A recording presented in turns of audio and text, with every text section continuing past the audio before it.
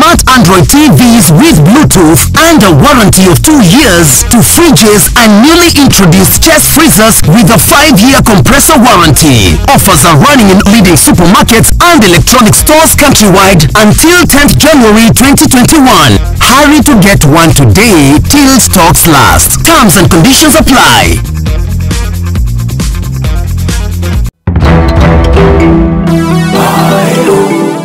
Investing back home never easy, but those in the diaspora are getting smarter. Engage the right partners. The secret behind this multi-million shilling project in Kitisuru by over 300 Kenyans living in the US. On Kenya to the World, KQ's cargo business on the New York route amid COVID-19. KQ Cargo did not stop operating. And on My Magical Kenya, the changing face of Dunga Beach in Kisumu. What comes to your mind when you think of the perfect home for your family? Is it the beauty, the comfort, the security, the convenience, or even the affordability? Victory Gardens offers exactly that and much more. Call us today on 0790 300 300. From far with you. I even gifted you a magnificent house. Rosa, it's the thought that counts. Please help me. When it comes to fever, you need to be both. Panadol Baby and Infant starts to work on fever in 15 minutes and is gentle on the tummy. Panadol Baby and Infant, tough on fever, gentle on your child.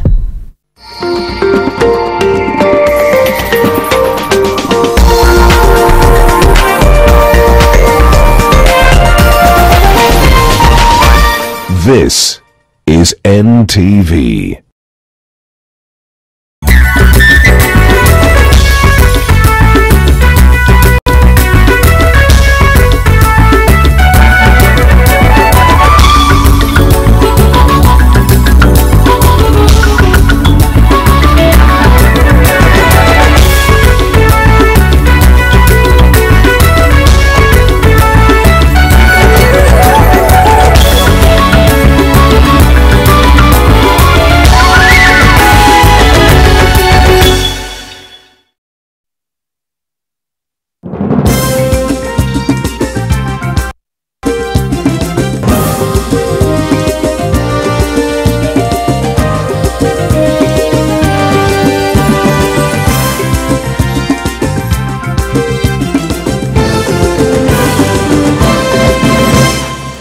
Na barabara kabisa popote pale ulipo, basi mpangilio ni NTV Weekendi, furaha iliyoje kuungana nawe hewani. Kama ilivyo ada na desturi yetu, tumekuandalia taarifa kemkem kutoka kila pembe ya nchi, lakini kwanza tupate vipasho.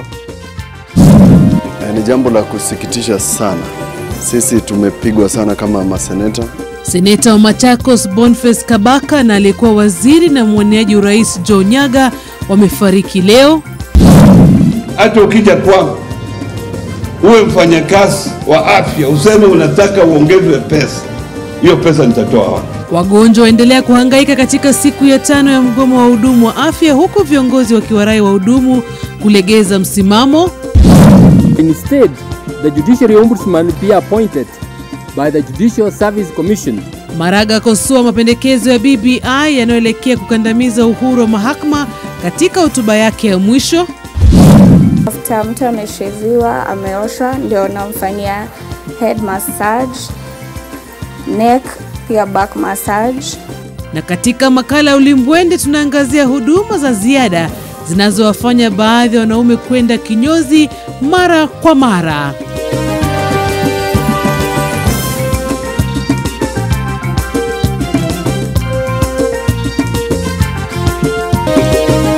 Mbashara kutoka jumba la Nation.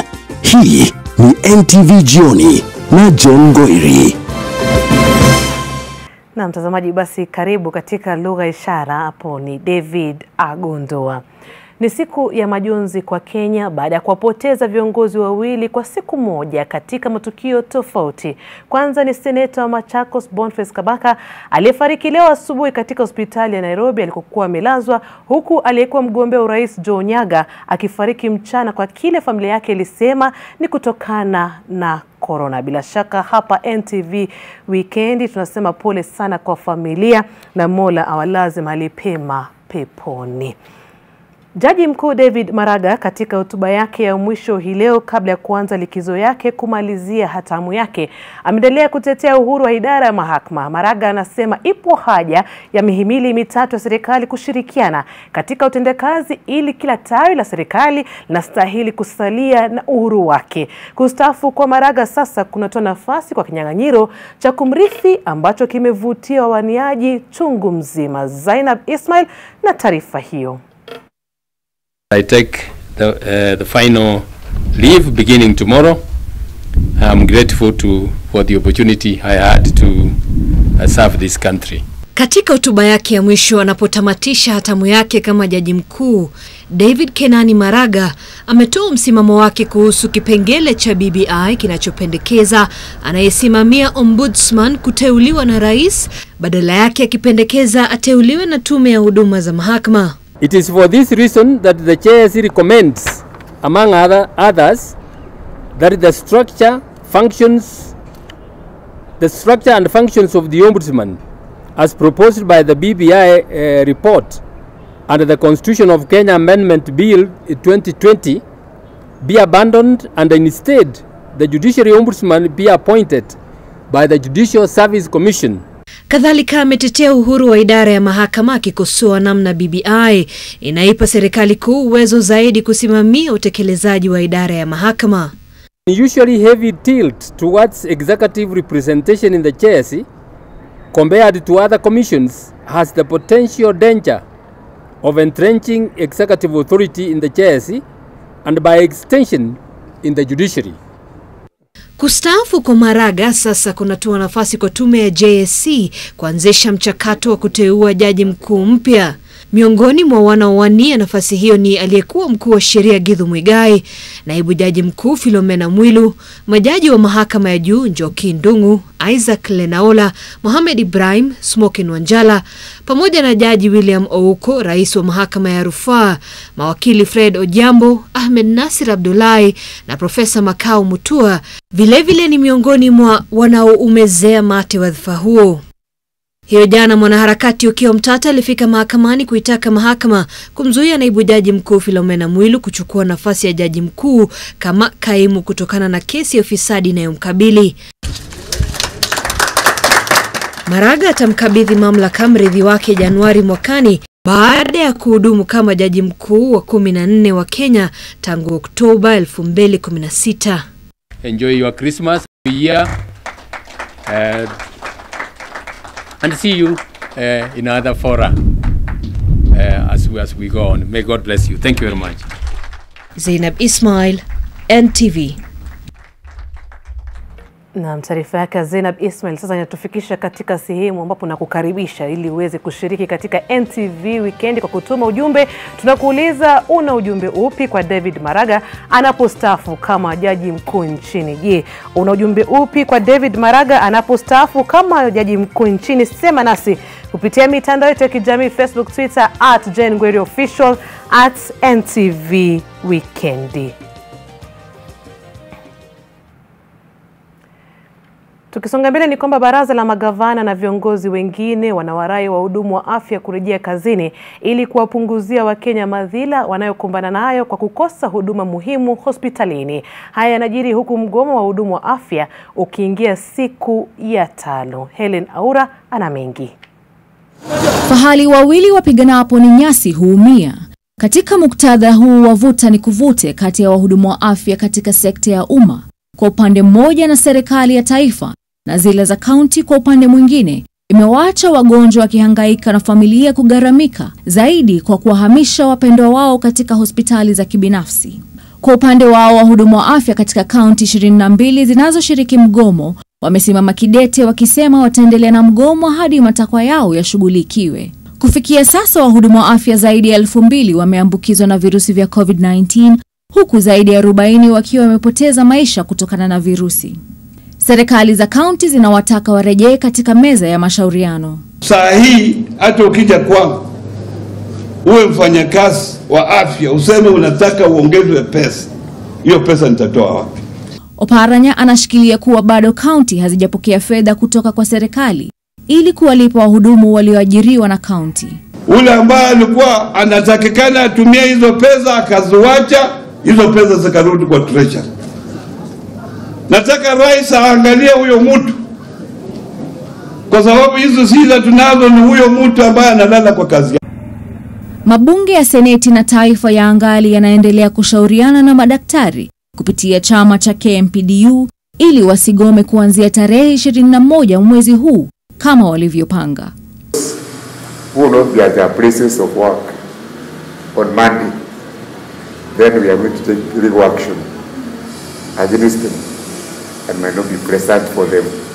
Helen Aura, NTV. Hasa mtazamaji, huku uchunguzi ukiendelea kuhusu ufujaji wa fedha za kudhibiti corona katika taasisi ya KEMSA, imebainika baadhi ya kampuni zilizopata zabuni ya kuuza vifaa kinga kwa KEMSA ni kampuni ya kuuza nafaka iliyopewa zabuni ya kuuzia halmashauri hiyo barakoa za shilingi milioni 167 kama anavyoelezea Eunice Omolo.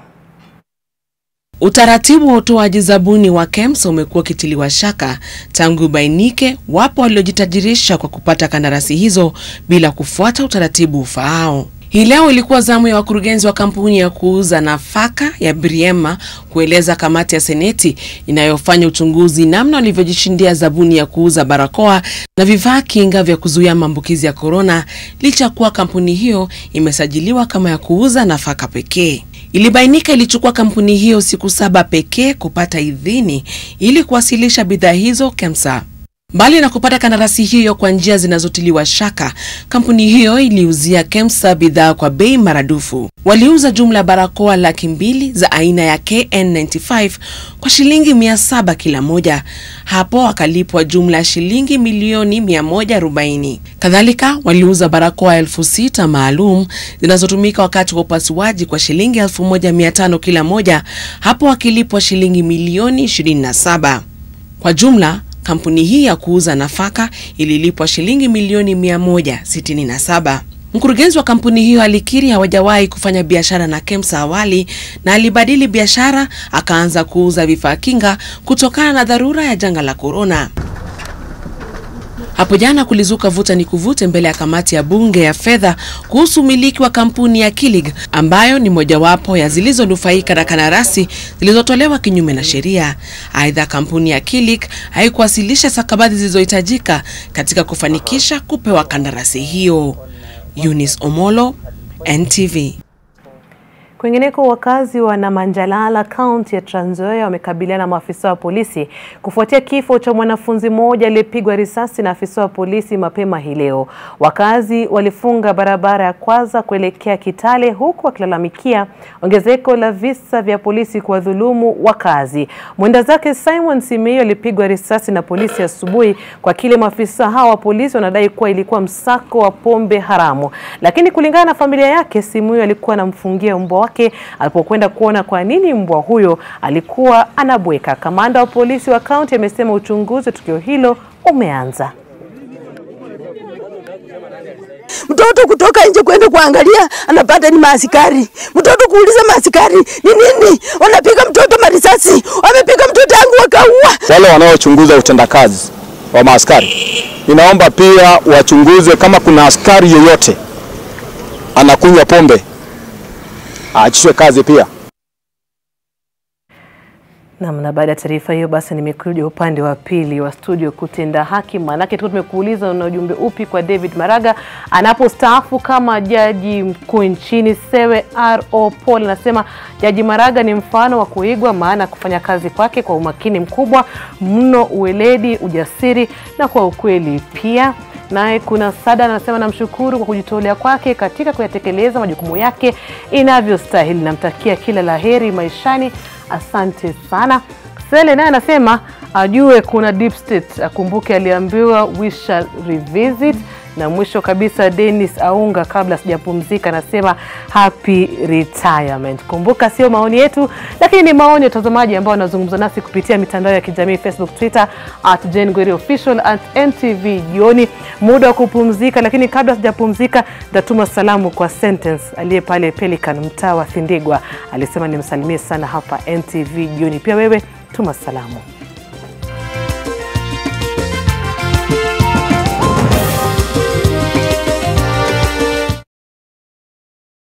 Lakewood Emerald School, Kitengela.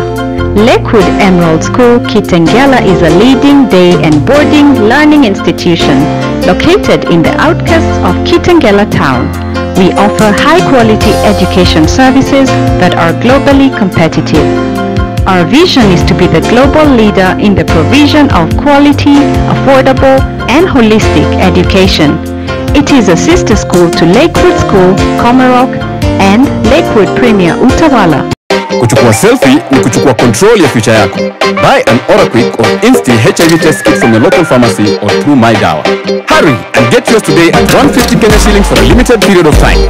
To talk to someone on how to use the test kits or interpret the test results and what to do next, call 1190. Amua kujua. Chukua selfie. Puka giza sasa na mshumaa wa Sumo. Mshumaa wa Sumo umetengenezwa kwa bidhaa bora zaidi na unakufaa wakati wote. Kila mara unapowaza kuhusu mwangaza katika nyumba yako, waza mshumaa wa Sumo. Unachomeka polepole bila kumwagika na hauishi haraka, hauna moshi wala harufu. Jipatie mshumaa wa Sumo katika duka lililo karibu nawe kwa bei nafuu. Kwa maelezo zaidi, tembelea afisi zetu katika barabara ya Ndume Road, mkabala na Lungalunga Road, nyuma ya Carton Manufacturer, karibu na stage ya matatu ya Sinai. Unaweza pia wasiliana nasi kupitia 0722575619 au 0736028181. Ni mshumaa wa Sumo Kando kutoka Rock Industries Limited.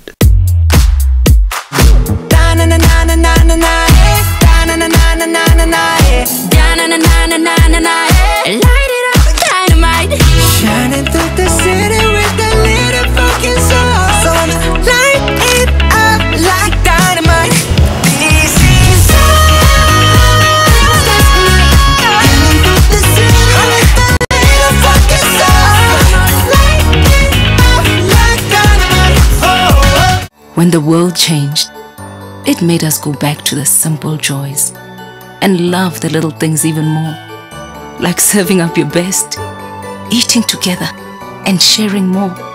Now, we'll take nothing for granted and always remember to taste the simple joys.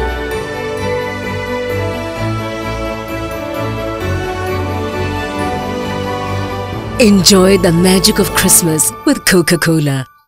Man, you got to have game. When it's all sweat, pressure and anxiety, yet that's just halftime. Stay cool and in the game with Imperial Leather for Men range.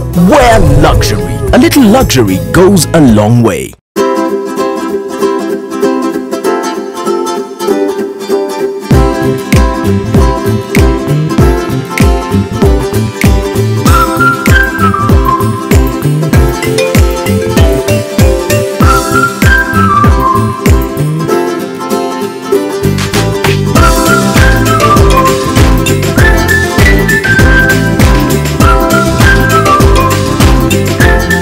Nestle Ceravita with Grain Smart, a smart combination of vitamins, iron, and minerals that gives children the nutrients they need for a great start for school.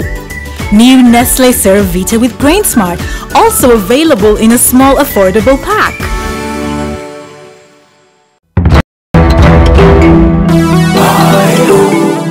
Investing back home never easy, but those in the diaspora are getting smarter. Engage the right partners. The secret behind this multi-million shilling project in Kitisuru by over 300 Kenyans living in the US. On Kenya to the World, KQ's cargo business on the New York route amid COVID-19. KQ Cargo did not stop operating. And on My Magical Kenya, the changing face of Dunga Beach in Kisumu. What comes to your mind when you think of the perfect home for your family? Is it the beauty, the comfort, the security, the convenience, or even the affordability. Victory Gardens offers exactly that and much more. Call us today on 0790 300 300.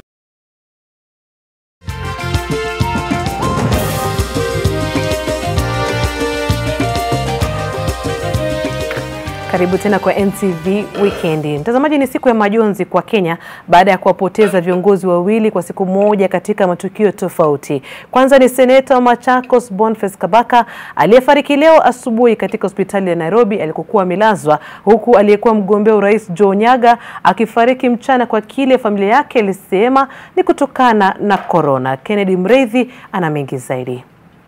Wakazi wa Machakos wa Kenya kwa jumla na familia ya aliyekuwa seneta wa Machakos Boniface Kabaka wanamuomboleza kiongozi huyo aliyekuwa amelazwa kwa muda baada ya kuzirai siku chache zilizopita. Kwa mujibu wa maelezo ya familia, seneta Kabaka alifariki baada ya kukumbwa na kiharusi kutokana na mgando wa damu kwenye mshipa yake. Viongozi wa kisiasa wamemuomboleza kama kiongozi shupavu aliyejali maslahi ya wakazi wa Machakos na Kenya kwa jumla. Ni mwanasheria ambaye alikuwa na kipawa kizuri sana cha kutetea haki ya wanadamu na haki ya Wakenya. Kama kiongozi wetu amepigania sana haki ya watu wa Ukambani, kutafutia pesa ya watu wetu wa Machakos ndio tuweze kupata maendeleo. And it's very, very sad that we are losing a second senator in this parliament, in this Senate. On behalf of the senators, I want to convey our sincere condolences to the family and those who know Kabaka. He was a very friendly senator to every senator who is here, the 68 of us in Senate. Fanya juu chini kupitia kwa bunge la Seneti kumtafutia daktari ambaye mashuhuri anaitwa Dr. Musau ili ajaribu aokoe maisha yake kwa sababu alikuwa hatarini, na alimpasua kichwa na akaweza kusimamisha damu ambayo alikuwa anafuja, lakini ile damage ambayo ilikuwa imefanyika kwa Senator Kabaka ilikuwa ya juu sana. Aidha, aliyekuwa mgombeaji urais na waziri katika serikali ya Rais Mwai Kibaki Joe Nyaga pia ameaga dunia. Kwa mujibu wa taarifa ya familia, Nyaga alipata virusi vya corona vilivyosababisha kifo chake. Miili yao imehifadhiwa katika hifadhi ya maiti ya Lee jijini Nairobi. Kennedy Mreithi, NTV. Katika makala yetu ya kila Ijumaa kumekuwa na mijadala kwenye mitandao ya kijamii kuwa wanaume wengi siku hizi wamekuwa kitembelea kinyozi kunyolewa mara nyingi kuliko ilivyokuwa awali. Je, ni kweli? Hii leo katika Ulimbwende, Fatma Bugu analiangazia swala hilo ambalo miongoni mwa mengine amebaini kuna huduma za ziada zinazotolewa katika kinyozi siku hizi ambazo zinavutia sio tu wanaume pekee bali kina dada pia.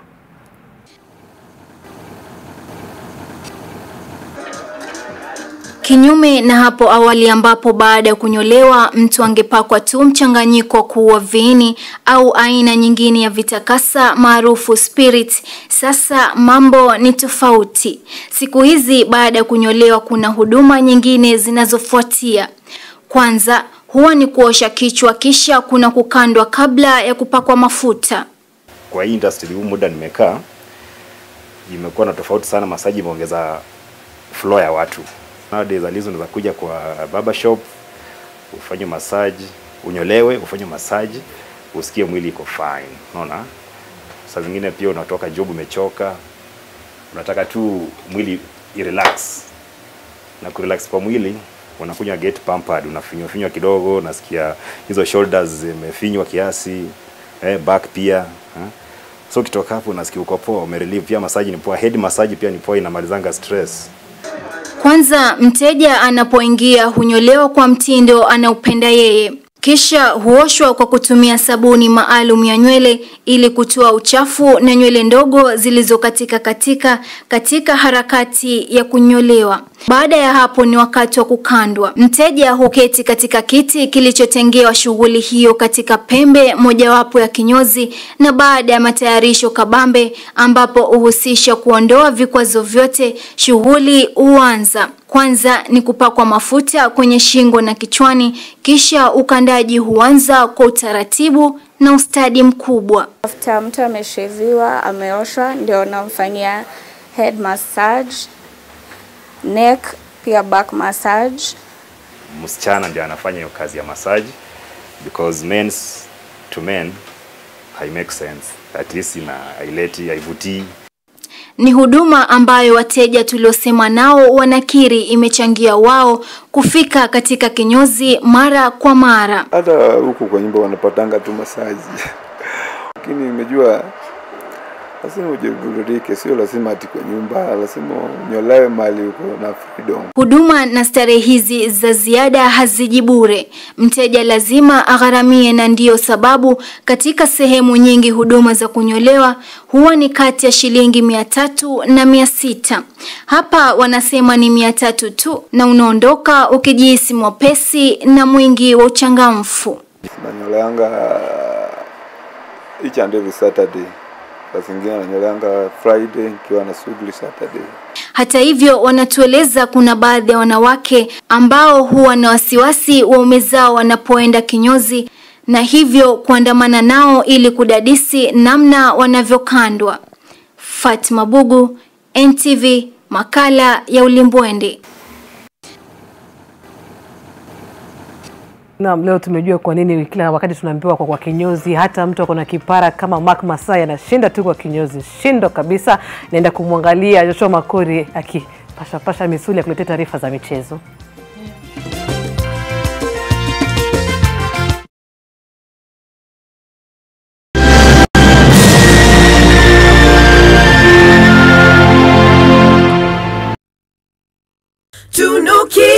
Malkia siku njema na tunukiwa offers kila siku. Piga *444 hasi utunukiwe Credo double.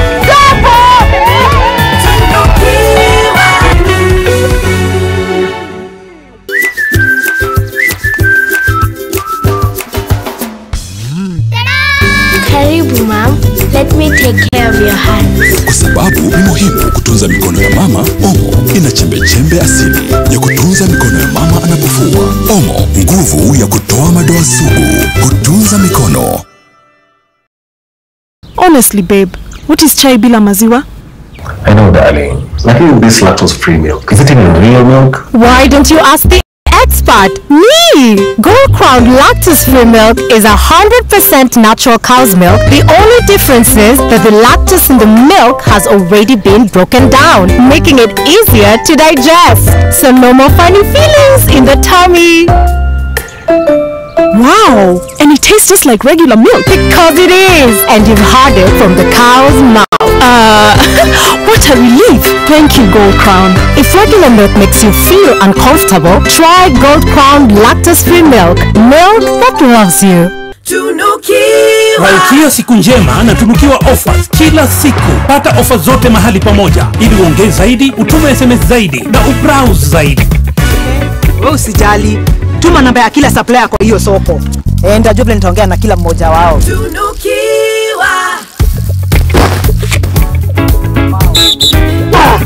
Sasa unajua leo ndio siku yangu ya kutafutia hii mmea yangu bei nzuri sokoni, na kuna mtu nimepewa namba yake nimpigie nimuelezee polepole. Ndio unajua na mama wengi sana huko sokoni.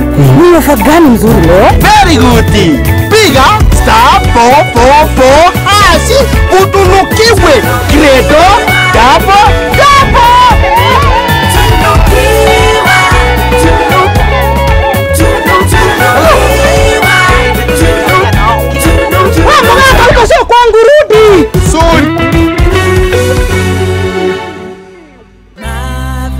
I wish I could have soft and glowing skin. New Geisha Black Soap with activated charcoal to give you soft and glowing skin. New Geisha Black Soap and New Geisha Moringa. In Kenya, 1 in 2 children suffer from cavities. Brushing with Pepsodent removes bacteria and repairs tiny holes before they become cavities. Because every smile matters. Close Up Deep Action with antibacterial formula and deep cleaning gel keeps your teeth clean and protected. Close Up Deep Action. Enjoy long-lasting fresh breath and more. To help fight the spread of coronavirus, learn Lifebuoy's hand washing habits. Wash hands with soap. or use an alcohol-based hand sanitizer. Together, let's help fight the spread of coronavirus in Kenya.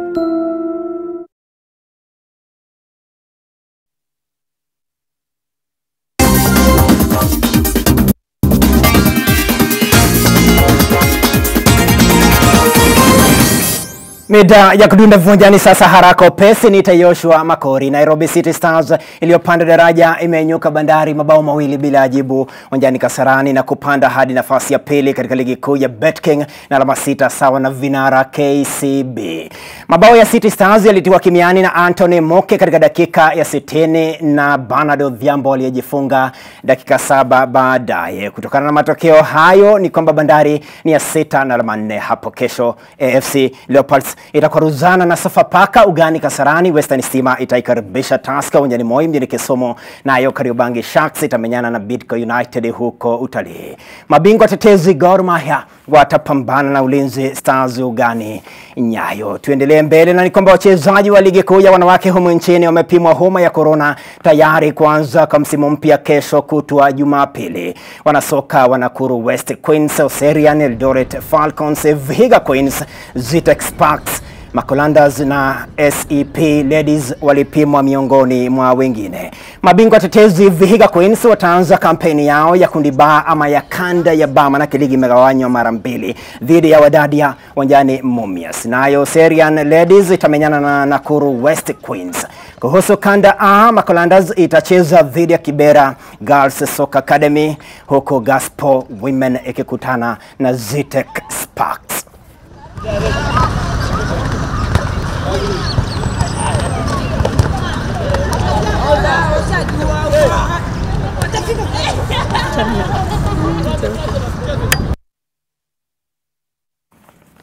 Riadha sasa, na ni kwamba mshikilizi wa rekodi ya nusu marathon duniani Kibiwott Kandie amekiri kwamba kuvunjwa kwa rekodi kuna hitaji bidii na kujituma zaidi ili kufanikisha malengo ya mwanariadha. Kandie mwenye umri wa miaka 24 alisema hayo aliporejea nyumbani kwao kijijini Cheberen, Mogotio, kaunti ya Baringo kutoka Valencia, Hispania.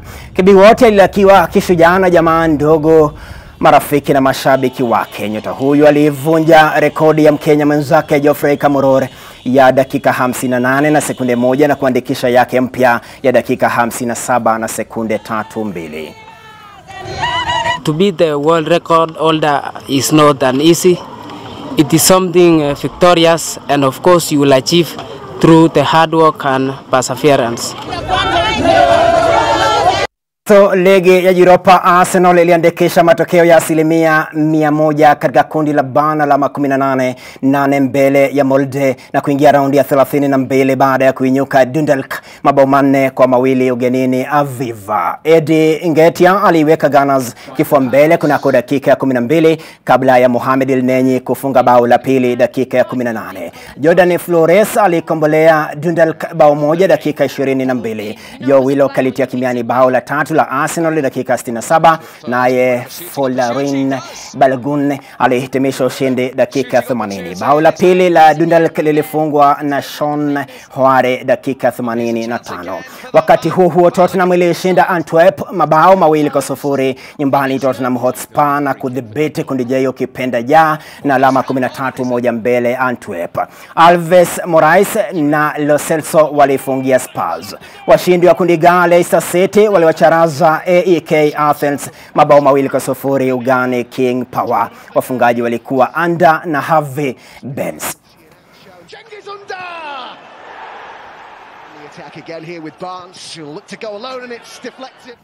Nakwambia siri kwamba katika maisha usikue na pupa.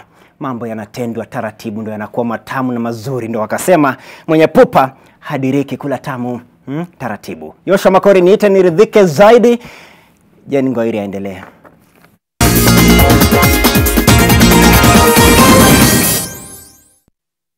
Joshua anasema tumalize taarifa kwa taratibu, na tunamalizia na taarifa hii, na ni kwamba kampeni za uchaguzi mdogo huko Msambweni, kaunti ya Kwale, zinaendelea kuchacha huku wanasiasa kutoka mirengo tofauti wakipigania kumtafutia ushindi mgombea wao. Viongozi wa eneo hili wanasema licha kinyang'anyiro hicho kuvutia waniaji 11, ni wawili wanaopigiwa upato kushinda. Kevin Mutai na maelezo zaidi kutoka Kwale. Zikiwa zimesalia siku 5 pekee kabla ya kuandaliwa kwa uchaguzi mdogo katika eneo bunge la Msambweni, kaunti ya Kwale, wawaniaji wako kwenye hatua za lala salama kuwarai wapiga kura kuwachagua. Kinara wa ODM Raila Odinga amekuwa mstari wa mbele kumpigia debe mwaniaji wa chama hicho Omar Boga. Mkeni twende kazi. Na mimi nataka sioni tu ati ameshinda na kura zingapi, nataka kuonekana kama 80% na kitu au 90 imekwenda kwa ODM. Kwa upande wao wanaompigia debe Faisal Bader wakiongozwa na gavana wa Kwale Salem Mvurya na wandani wengine wa naibu rais William Ruto wanadai kuna njama ya kuiba kura. Wale watu wa Ramisi Ward na wa Kinondo, wale presiding officers sasa wamefutwa kazi. Na mimi namuuliza chairman wa IBC Bwana Wafula Chebukati, hii kura ya Msambweni tunataka usawa, tunataka haki. Hatutaki hii tume itumiwe kwa sababu watu wengine wana malengo yao. Baadhi ya wanasiasa wanadai matokeo ya kinyang'anyiro cha Msambweni yatatoa taswira ya hali itakavyokuwa mwaka 2022. Ngoja kwenye vita vya Simba, peleka Simba wako. Lakini ukisema kwamba ngoja nipeleke paka kwa sababu ana visharubu afanana na Simba, yaneta hapa ankufa hapa. Hivi vita wamevifanya kama ni vita vya siasa vingine. Mwingine anasema hivi ni Bwana Mvurya na hapana bwana. Hapa ni ngome ya mzee, baba, hapa ni ngome ya baba. Sisi wengi tunaelekea vuguvugu la hasla. Wengi wetu tunajua yule ambaye ako na fursa ya kwenda State House zaidi katika 2022 ni William Ruto. Kuambiwe kule kosi na kutafutiwe mtu, hii nafasi tumpe. Kwa mfano kama ni deputy president, kama watu wakizungumza tu katika meza za kitaifa, anaangaliwa nani? Uchaguzi huu mdogo umepangiwa tarehe 15 mwezi huu. Kevin Mutai, NTV Mombasa. Shukran sana Kevin Mutai. Tuko tumekuuliza na ujumbe upi kwa David Maraga anapostaafu kama jaji mkuu. Kikurui Chube anasema tunamtakia mema anapostaafu, ilhali yeye alikuwa mtenda haki katika uongozi wake kama jaji aliyekuwa na msimamo thabiti. Wa Kenya wana mengi kumkumbuka Maraga kwa mema aliyofanya. Naye Okoth Viki anasema tunamtaka debeni mwaka 2022 kama rais. Haya.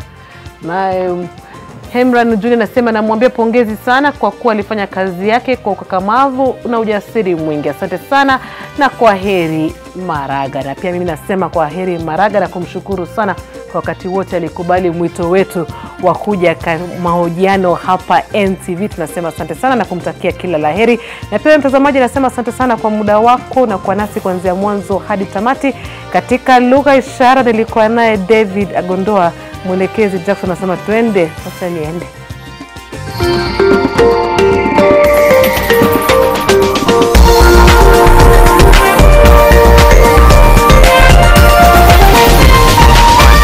This is NTV.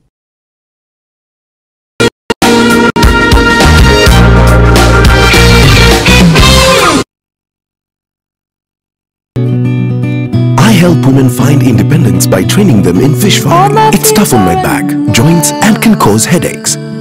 Panadol Extra relieves multiple types of pain. If symptoms persist, seek medical advice. Go Ahead is believing to make each day a brighter day. The confidence to create opportunity.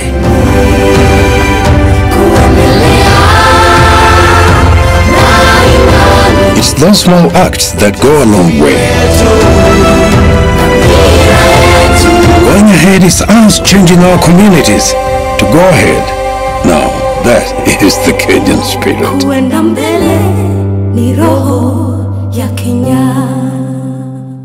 To help fight the spread of coronavirus, learn Lifebuoy's hand washing habits. Wash hands with soap or use an alcohol-based hand sanitizer. Together, let's help fight the spread of coronavirus in Kenya. How powerful is the healing power of Vaseline? We applied Vaseline jelly to one leaf, the other we left alone. After just a few days, the difference is visible. Nothing locks in moisture better to keep skin restored. That's the healing power of Vaseline. Fun and food got together beautifully at GMC Place. Enjoy our succulent meals in a serene setting with a varied choice of fun games for the little ones. Cup it up with a cuppa or a cocktail, all available to your taste. Discover the joy of a warm pool by diving into the Blue Oasis heated pool. Oh, at GMC Place, the fun never ends. Make your reservation today on 0701 560 560.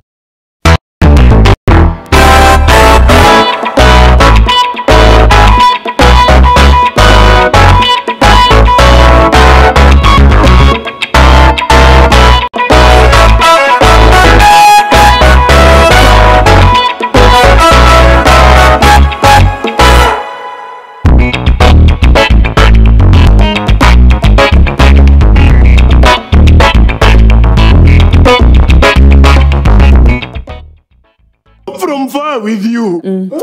I even gifted you a magnificent house. Rosa, it's the thought that counts. Please help me. When it comes to fever, you need to be both. Panadol Baby and Infant starts to work on fever in 15 minutes and is gentle on the tummy. Panadol Baby and Infant, tough on fever, gentle on your child. When I cook Nutri for my family, I always use my 4-to-1 rule.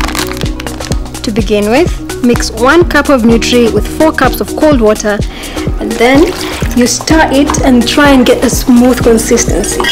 Heat up your stove, then you pour your mixture into your pot or pan. Cook it for at least 5 to 8 minutes, and voila, you're done. Nutri, every spoonful counts.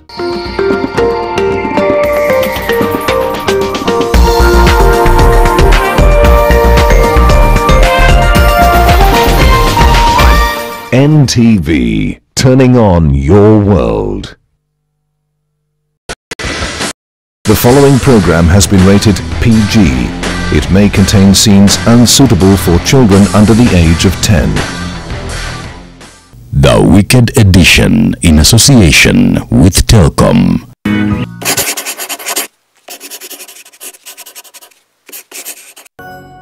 Hello and welcome to the Weekend Edition. I'm Dr. Kingori. We have a great show lined up for you. Masiwa wamenitag sana kwa video ya Karatina University strike. Hii yenye ili happened juzi, and the highlight was about how riot police officers allegedly got chased away by students as in makarao walitolewa teke. Now, Jessica Maina actually sent me the video clip on email. Have a peek at the video.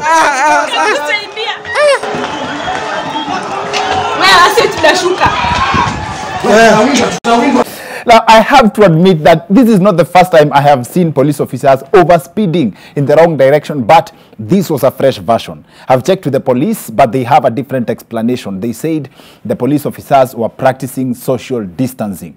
Now, I think our reporter Kenyanjui should do an in-depth report on that. Also, I was this week old when I learned that Nduthi guys as a unit make more money than the national government sends to the 47 county governments per year.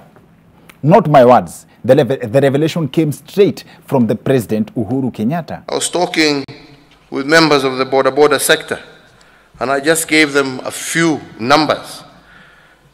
Border sector supports almost 5.2 million Kenyans on average, which is about approximately 10% of our population. Between them, their industry makes 357 billion shillings a year, which is more than we disperse to our 47 counties. Imagine 357 billion shillings a year, and that's just from Nduthi guys in Nairobi. If you include Nduthi guys from the rest of the country, the figure rises to 357 billion and 100,000 shillings. That math is informed by the calculation that mahali watu wa Nduthi wa ushago charge 50 bob, mse wa Nduthi wa Nai anakulipisha 7,800. In short, wase wa Nduthi wanaweza tengeneza SGR mpya kila mwaka. I guess that would explain why, that would explain the complaints that wase wa Nduthi huride ni kama barabara ni zao. If you're making 357 billion shillings a year, what is Mombasa Road? Now, just so that we are on the same page, here are the Nduthi guys the president is talking about.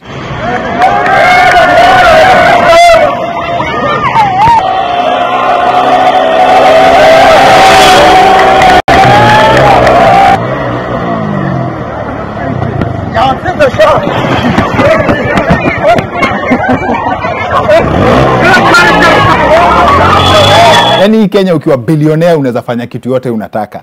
And that's exactly how anyone who can run the Kenyan economy behaves. I think the fact that Nduthi guys make so much money would explain why it feels like the government turns a blind eye on some Nduthi guys breaking the law. Listen to the president sharing some ideas with Nduthi guys. At the end of the day, each of the 1.4 million border operators pays themselves just 50 shillings in the form of daily savings. That total would amount to 70 million shillings a day. This would translate into 490 million shillings a week. This would total 1.96 billion shillings a month. You tell me which organization can raise that kind of money. That is 2 billion shillings a month. With 2 billion shillings, you can own your own petrol stations across the country, assembly plants, you can own banks, you can own manufacturing outlets. You know you have money when the president is your financial advisor. Now personally, kwa hizo my ideas zote, nimependa sana hiyo ya petrol station ya wase wa Nduthi. That would be very affordable to put up. Kwanza, hiyo ni petrol station, si lazima uweke pump, ni kununua tu masirinji. Uko sure that bob itakufikisha Maimahio? Unajua, alafu hiyo peti kwanza inafaa itwe direct injection if you borrow my idea. Uliza mse yote wa Nduthi, atakushow Nduthi asikunywangi. In fact, kuna wenye hata waekangi mafuta, unaingilia petrol station side moja unatokea hiyo side nyingine. Nduthi isikie tu harufu ya mafuta. Alafu by the way, kuna Nduthi hata ukiweka 800 peke yake unafika Mozambique. Na alafu hiyo ikwe kama iko na sisi ya juu unaweza jipata pahali kwa barabara, una need top up, but there is a skill to that. Ukifika Arusha unatingiza kidogo. It's all fun and jokes, but I have nothing but love for Nduthi guys. I respect your hustle. However, all of us Nduthi mazee wenye walikuwa involved kwa hii incident mazee. Hii hapa amkufanya poa. Nimesikia story hapa ilikuwa ni ati mse wa gari aligonga mse wa Nduthi, alafu wase wa Nduthi wakamvamia. Wase wa bike wenye walikuwa hapo, wenye walikuwa involved, hapo mlicheza chini mazee. Noma za barabara uko bahati mbaya, and there is always a better way to solve these matters. Wase wa Nduthi wakiamua kila time ni violence, it paves way for the dangerous conversation, yeah? Accident iki happen, mse atoroke to the nearest police station. Not good at all. Not to mean that watu wa magari pia wako innocent, but how come wakati wa incident imetokea na inaonekana vizuri ama ionekane vizuri ni Nduthi iko na makosa, wase wa gari wanafaa kuelewa. Saving lives on the road can be as simple as following rules. Now that we've gotten that out of the way, our guest for this episode is your favorite psychotherapist. If you haven't seen him before, brace yourself for another favorite person in your life. The man himself, Benjamin Zulu, is in the house. We also have great vibes from our friends at Telkom Kenya Mazi. Thank you very much for your responses. Nyinyi kwanza as in your responses on our challenge last week. Niliwauliza mtaje the most embarrassing moments mmejipata juu katikiona Credo. I'll tell you who won from our previous episode plus more details on the power bundle offer by Telkom Kenya in a bit. But first, Peter Langat, a police officer from Bungoma, was this week charged with malicious damage of property after he tore up a booklet of BBI signatures and threw it into the river. I know haters will take this one case to push the propaganda that police officers generally hate books. Not true. In his defense, Langat has claimed that as usual, Kenyans had drawn cows and other animals as signatures, and he felt that the animals were thirsty, so he took them, he separated them and took them to the river.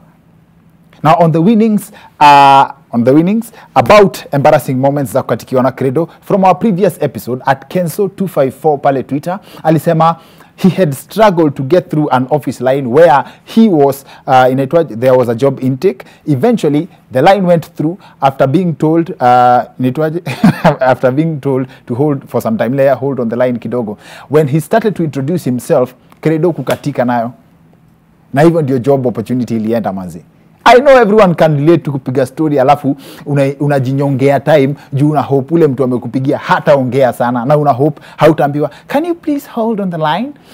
with the latest offer in the market ya Telkom Kenya, you can hold on the line for as long as you wish, because for as low as 10 shillings only, you have enough time ya kupiga story kwa simu courtesy of Telkom Kenya. Imagine 10 bob only unapata free Telkom to Telkom SMSs, free Telkom free Telkom calls, free WhatsApp inaitwa Power 10, na for 20 bob only unaingia kwa Power Extra, unapata free Telkom to Telkom calls, free Telkom SMSs na 100 MBs data bundles for free. Alafu tena kuna Power 20 where you get 5 minutes call time to any network, unapata free Telkom SMSs, free 100 MBs. Na hizi offer unaweza zienjoy, just dial *544# on your Telkom line to subscribe. Now the topic on our show tonight is about family. What defines family? Blood ties ama simply chemistry? Benjamin Zulu is on the other end of this short commercial break to help us break this subject and navigate it. So trust me, this is something you don't want to miss. So see you guys in a bit.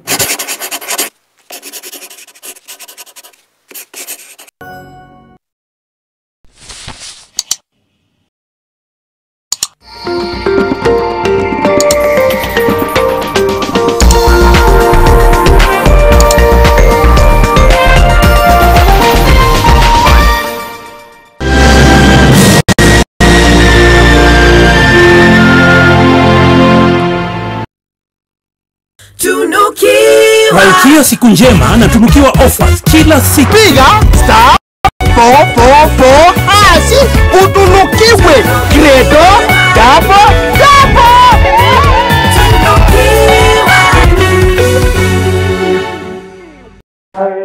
Hi, I am Eliud Kipchoge, World Marathon Record holder. I am here to encourage you to be active, to keep moving, and be positive in life. Remember to continue using your Hapsa debit or credit card when out shopping to win fantastic rewards. That's African Acid. That's Hapsa. We are very proud as Britam Asset Managers to serve as a fund manager for LAP Fund. And our role as a fund manager has then been to make sure that we get appropriate assets to invest into to be able to match the long-term liabilities that LAP Fund is carrying on behalf of its members. We invest with LAP Fund into a variety of asset classes. So we typically have been investing on the listed stock exchange, on the listed equities market. So I think we've done a lot as far as diversification is concerned. And I'm very glad to note that with the LAP Fund, those are the kinds of opportunities that we are considering actively from the point of view of diversification to make sure that as those liabilities continue to grow, we still have assets one can be able to contribute. LAP Fund, celebrating 60 years of service. Kuchukua selfie ni kuchukua control ya future yako. Buy an Quick or Insti HIV test kit from your local pharmacy or through MyDawa. Hurry and get yours today at 150 Kenya shillings for a limited period of time. To talk to someone on how to use the test kits or interpret the test results and what to do next, call 1190. Amua kujua. Chukua selfie.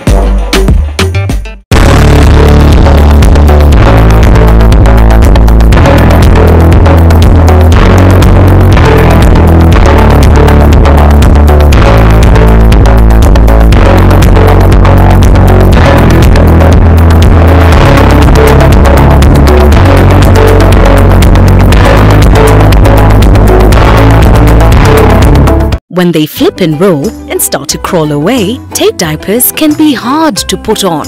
Then it's time for all-round fit Pampers pants. Easy to pull on even when they're moving around for a great fit and up to 12 hours of dryness. And easy to remove. Just tear the sides, lift away, roll up the pants and you're all done. Now available in size 6. Pampers, love, sleep and play.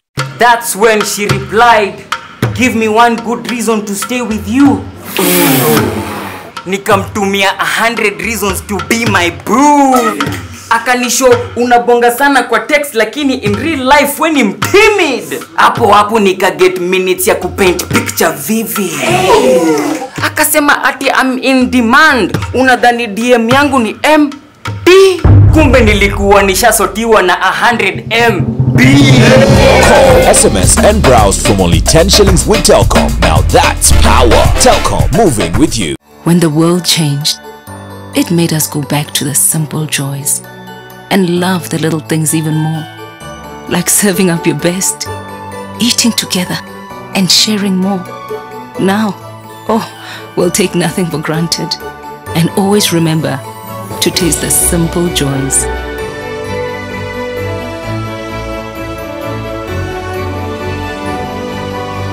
Enjoy the magic of Christmas with Coca-Cola.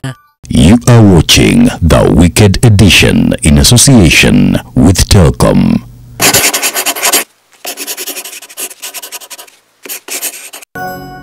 Welcome back to the Wicked Edition. I'm Dr. Kingori. Tuko na show noma sana kama kawaida, and I believe this is courtesy of the track record tumetengeneza na nyinyi and how far we have come. Leo tunataka kujua one simple thing. Who is family? By definition, is it blood ties? Ama the person, ama the people who stand with you in your lowest moment? And who better to have this conversation with than one Benjamin Zulu? Ben, karibu sana. Asante. How are you? Very, very well, thank you. Very good. Huko na mimi nikikwambia I work with a cabal of haters who really recommended you for this episode. You know, Manze, everything from your name is satirical. So now that we are talking about family, yes, it's important to say, you hear that blood is thicker than water, but thick things can also choke you, all right? Yes. Okay. And you need to know that when it comes to family, don't just stop at blood. Go on to chemistry. Okay. We could be family, but we are enemies. In fact, the first murder was committed in the family. Courtesy of the Bible. Yes. And another day I'll tell you that men usually kill each other. All right. Yes. There was instances that family, but the story is generally quiet. So when it comes to family, it's okay to respect that we are connected by blood. But those are just accidents of ancestry. Don't take them too far.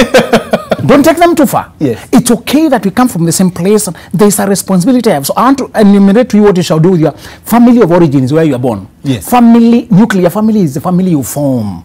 And the family you form is always more important than the family of origin. It shall come first when there's a conflict. Yes. Man shall leave father and mother and cleave to wife. Be one. Yes. So leaving does not mean abandoning, but it means detaching and individuating. Yes. And I want to announce to men that if you never outgrow your parents, that's what we call mama's boy or baba's boy, and you don't deserve to marry any other woman when you still have your mother as the woman. Thank you for the clarification. I thought by outgrowing you meant becoming older than your parents. To outgrow means to get out under their control, under so much of their power. There comes a time that you begin to call your own shots and to pay your own bills. I don't allow a man past 25 to continue living in the same room with a mother, and you're talking with a girl late in a bedroom that your father is in the same house. Oh, unless you're an Indian, of course. Exactly. In our culture, you need to have developed enough so that we can see what you're made of. You see, the way you set up your family, your house shows us what you're made of. How you dress, how you set your car, how you set your young men. Many of them, unless you inherit, they don't start with cars. They just start with hustling. So the way you set your house tells us how you think. Yes. So family, when you are young, when you're starting out life, family is what you're starting. Where you're coming from, your brothers, your sisters, and your parents should not dictate who you shall marry. In Kenya, you hear parents swearing, hapa kwangu pasiolewe kabila fulani. You hear them swearing that you should not marry, and then they're already married or not married. They're done with their turn. Yes. You need to demarcate the authority of parents and to know when they have overstepped their mandate. You should not allow a parent to dictate who you shall marry. But it's written in the Bible, children obey your parents. You're not a child anymore. You're a child up to 18. From the time you begin to call your own shots, this time is not a child. You honor, not obey. Children shall obey. Adults honor. To honor is to acknowledge. I recognize your existence. That's about it all. That's where it starts. Thank you, my dad. And I had to tell you that I'm getting married. And I'm married from where's that girl from? Yeah, she's from, man, I don't want people from that. You see, you're saying they should not be married into your home. I'm not marrying into your home. I'm marrying my own. Okay, Sawa. Then this begs the question of, does this mean that children don't owe their parents anything? Because we talk of ulinipeleka school fees, you raised me, you did this, you did that. Does it mean that they do not have a responsibility over their parents in that regard? Be careful with the word children. I want to demystify that one. Be very careful. Okay, Kiswahili is limited. Unasema mwana ama mtoto. But here we are saying a son or daughter can be an adult. Yes. Once you become an adult, the responsibility you have to your parents is to help them and take care of them to the best of your ability without breaking your back. Are we together? Oh, so it's actually legal. You can tell your parents you don't have money. Exactly. It is allowed to say I can't go beyond this. Ah, okay. It's allowed, and you should not. In fact, and I warned people, once you begin to do things your parents never did, don't seek their advice. They'll mislead you. Okay. If you're trying to manage $1 million and they never saw 10,000, Dad, I have $1 million here. What do you think you should do? He will advise you to open a butchery at home. Then you eat all the meat. Tell you they did not buy the meat, so you just ate it. The piece of portion meal here, and there's nothing going. They just cook ugali the unga. So yes. I tell people it's okay to respect your parents, honor them, but please also remember their limitations. They're your parents, but they're not super beings. There is a where they went, where they don't go. Also acknowledge their failures. Okay, so it means that if I'm getting you correctly, obey your parents until up to the point where they actually push you towards things you don't like. Obey your parents under two conditions. One, when you're a child. After you become a child, listen to advice and make your own choices. Choose what? Let them advise you, but finally make your choice. Okay, so when it comes to relationships defined as family based on chemistry, we do not have blood ties. We only have a few things in common. Yes, we are bound by blood, but we are not friends necessarily. So when it comes to collaboration, collaborate with the friends. He's my brother, but he's my friend. It's my sister, but we get along. We collaborate. We think on the same level. Because we are brothers and sisters, you can't see eye to eye. Don't force it. Don't force it. Floor, man. Don't even build in your father's compound. By the way, can you own men? Stop dragging your woman into another woman's territory. Women are territorial. But get out. Get your woman a place of you know when you bring them same compound, you start hearing funny cases. Kuku yako ilichapa kuku yangu alafu sufuri yangu ikakanyanga na mtoto wako hata you begin hearing funny cases, and whenever your wife comes and goes, your mother is counting how many times today she walked out. Yes. Women have dignity of their own space. So encouragement, as much as possible, start in your own small space alone, some distance away. Okay, we have families who build family empires, and they have the houses in the same compound, and they want you to inherit one of the houses. I ask men to be very careful. And most of those men who marry from higher social status, when you marry from a higher social class than you, I acknowledge your ambition. From Roysambu to Runda, you live in but you marry in Runda. Yes. But please recognize the culture you find there. One of the guys married into a family empire like that, it was him who became an adopted son. Because the family he has married into has businesses and all people work there with their spouses, and you are paid by the patriarch. But are you saying in this case that it's okay for a woman to marry into a rich family, but it will be disastrous for a man to marry a woman? It is not disastrous if you do your mathematics and you agree with a woman that you're still going to be independent individuals. Because many powerful families is the person on the top, the matriarch or the patriarch, who calls the shots. Yes. And they have a meeting. There's a family dinner every Sunday evening, and it's compulsory. And the muzee takes 10 minutes kuzomea all of you how childish you are in front of your wife. How did you spend that money, and you have to apologize? But you cannot talk because you cannot afford it. Now that failure to afford is fear. It's not failure. It's fear. So you are afraid of getting away from the empire that he has built. There comes a time if he's diminishing your self-esteem, your respect as a man, your courage, break away. Ah, okay. Can we ask men never to trade their dignity, their self-respect, their self-esteem for anything? For anything. Okay. If your father built a thing, but he's not allowing you to learn on your own, go start zero on your own. Sometimes these fathers dictate everything because they are built. If they can give you an inheritance to something to start life, appreciate it, but never trade your dignity. Do not be insulted in front of your woman by anyone, even your father. That makes a lot of sense. That makes a lot of sense. But then when we come to in times when you are in trouble, how do you identify people that you can know that this person can stand with me in my lowest moment? All right. So let's now come to nuclear family. I've told you how to handle extended family. Yes. You shall collaborate with those whom you have chemistry, connection. You understand each other. Yes. All right. But if you have a brother whom you don't talk, but is on track, those brothers who just cares, but they have children, please pay fees for the children so that the family, at least they're not beggars. Don't succeed alone because you never enjoy it. They will paint your name badly. They will see you on TV. That guy, this is a brother. That guy, you know this. So as much as possible, those useless men, try to assist them to marry since he is senseless, but you should marry a woman in sense, so that using the woman you can educate the children. The equation. Okay. Make sure there's a house there, somewhere they can sleep. If he's a brother, find a way to help so that the children are innocent. I ask people to be careful, but don't neglect, because after 10 years, they will be poor and thieves. They will just be troubling you. You never enjoy life. Actually, you never have peace when you know this is my brother's children. With that wealth of information that you have in as far as personalities and human beings are concerned, how do you choose your friends? Oh, I choose my friends because of one word, but it has 3 language. One, do we vibe? Do we have a rhythm? Are we of the same in spirit? In those who are religious, they call it, are we of the same spirit? Those who are science, they call it, are we of the same frequency or energy? But street, they call it vibe. Get a person with whom you vibe. We talk until after our conversation, I'm thinking for the next few hours, thinking about what we say. So my friends evolve as I evolve, okay? You learn to retire friends when they become stale. Okay. They only contact you to borrow money. Only contact you, and they start by complaining. Those people start by complaining about, I tell, excuse me, can you start on a positive vibe? Now that we are talking, how are you, man? Call me, I call you. If we are busy, it's okay. Okay. So you need a person whom you flow. Friendship is about one, we vibe. Number 2, they challenge you to level up. You need a friend who is in some way, they're better than you. Maybe in family they are ahead, another career you are ahead of, but in some way they force you to level up. You can ask them advice about something. If all your friends are feeding on you, you'll be depleted. You need friends who feed you. It needs to be mutual. And I want to warn people, once you hit that, break away from all mentors.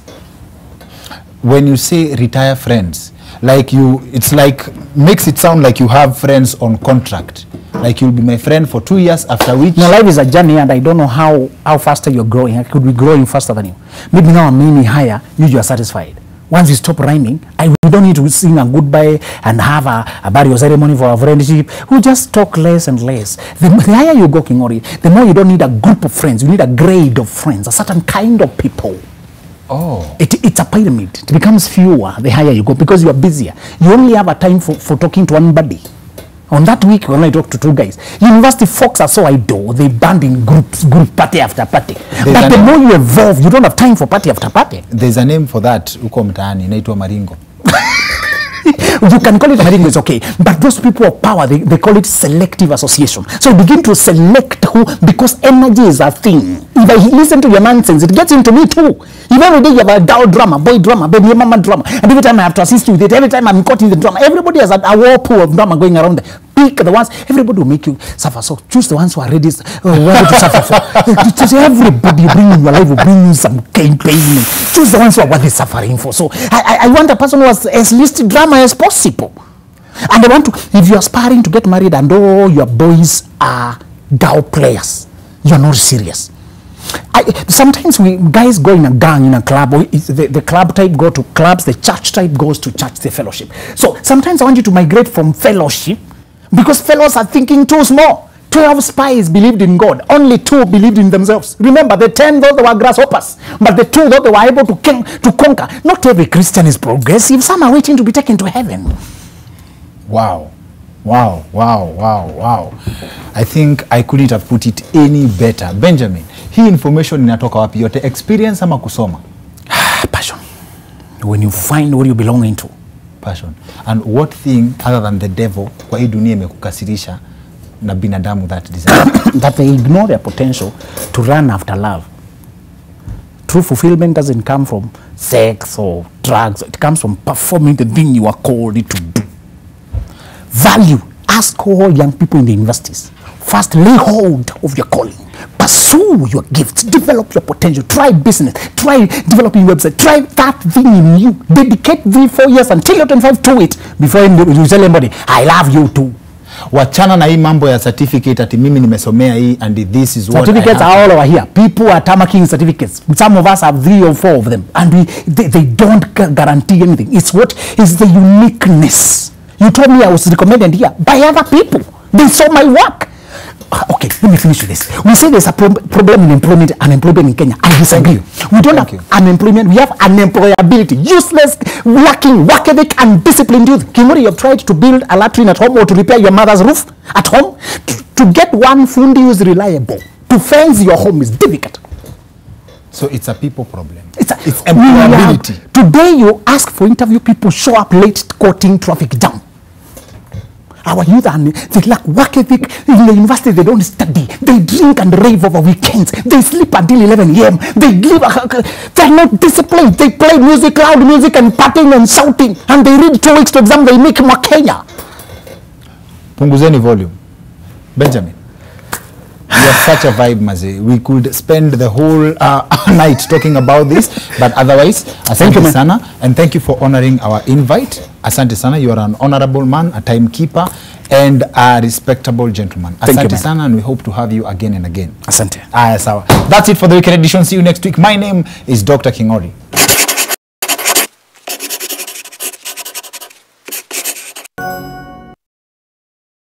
The Weekend Edition in association with Telkom. Call, SMS and browse from only 10 shillings with Telkom. Now that's power. Telkom, moving with you.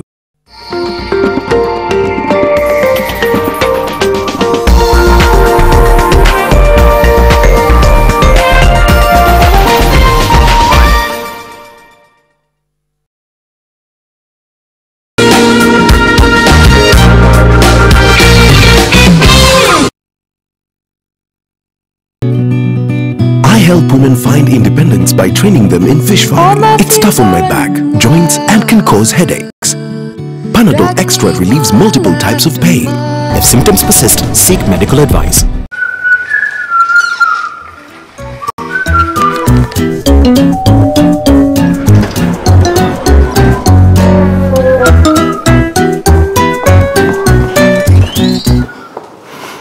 Ukikwama utaambia nini watu? Waambie bra, when I gotta go, I gotta go.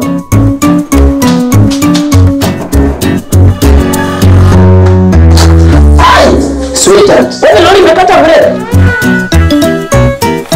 Bra, when you gotta go with Neptune. Neptune, toilet paper for wherever you are. When the world changed, it made us go back to the simple joys and love the little things even more. Like serving up your best, eating together and sharing more. Now, we'll take nothing for granted and always remember to taste the simple joys.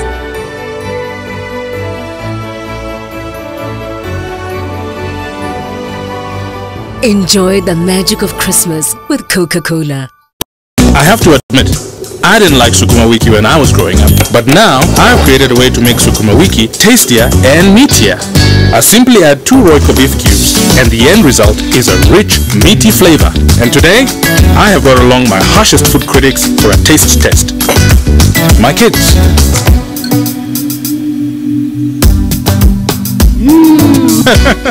More, please! Royco beef cubes. Add 2 small cubes for a big, meaty taste.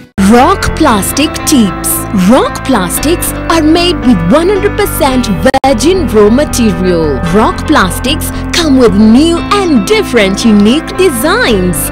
Rock Industries brings you Rock Plastic with a variety of kitchenware, ranging from kitchen dishes, cups, plates, clothesline pegs, spoons, and even rulers for learners. These and more products, contact our offices on 0722 575619 or 0736 028181.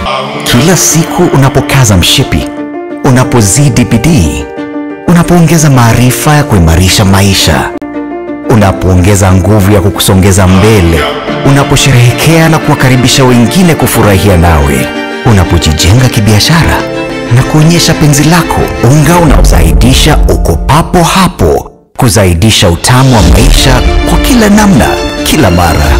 Familia ya Ajab imeongezeka ili kuzidisha mapishi. Mambo ni Ajab. With the Stay Soft refill, saving money is as easy as snip, pour, mix with water and shake. Stay Soft refill. It's 2 liters of Stay Soft for up to 30% less.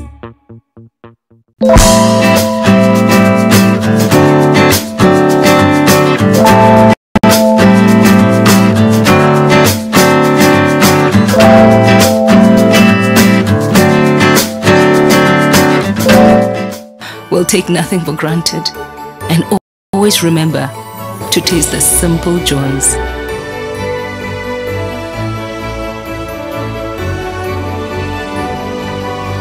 Enjoy the magic of Christmas with Coca-Cola. Unapojijenga kibiashara na kuonyesha penzi lako, unga unaozaidisha uko papo hapo, kuzaidisha utamu wa maisha kwa kila namna, kila mara. Familia ya Ajab imeongezeka ili kuzidisha mapishi. Mambo ni Ajab. For a better tomorrow, don't forget to do the 1, 2, 3 with Colgate every night.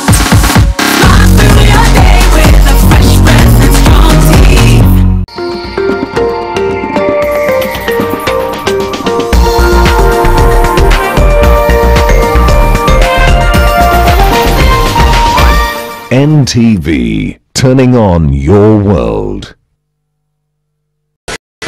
The following program has been rated PG.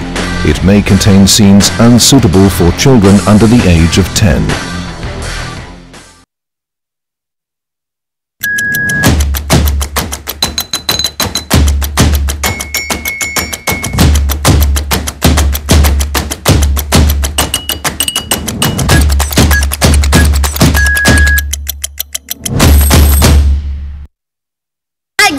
Welcome back to the trend. It's your beautiful girl Aminata Abdi-Rabu, and we are back with very lit videos. Don't forget the hashtag is SSS Amokipenda. You can hashtag me at Hey Aminata, and we have our panelists here. We have Eddie Butiti ni kama hanipati. We have Cinda with us. Hello, Nina, I can hear you from your side. I'm telling you, the traffic in Kasarani is so hectic, but I've managed. Yeah, and we have Anita Nderi. Yeah, we have Anita Nderi. Anita. Anyway, sorry, leo ilikuwa story ya BBI. Yeah, wanasema BBI watakuwa nakuja na knock dot to BBI that's all unapata. Kwa kawaida unaona. Na hapo ndo kaida nikatia wanacho kawaida sabana do.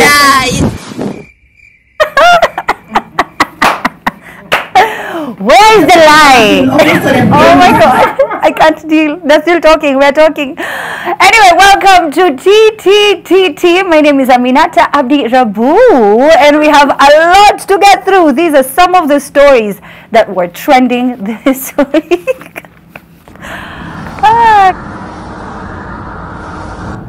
Nakuru monkeys have a field after a lorry carrying watermelon overturns. What has Quach got to say about these monkeys? Find out in a few. Makondo wa bwana wajishirikisha katika uwizi wa mabavu. But why would pastors by the involve themselves in this kind of robbery? I don't understand. Let's just stick around to find out what the panelists have to say.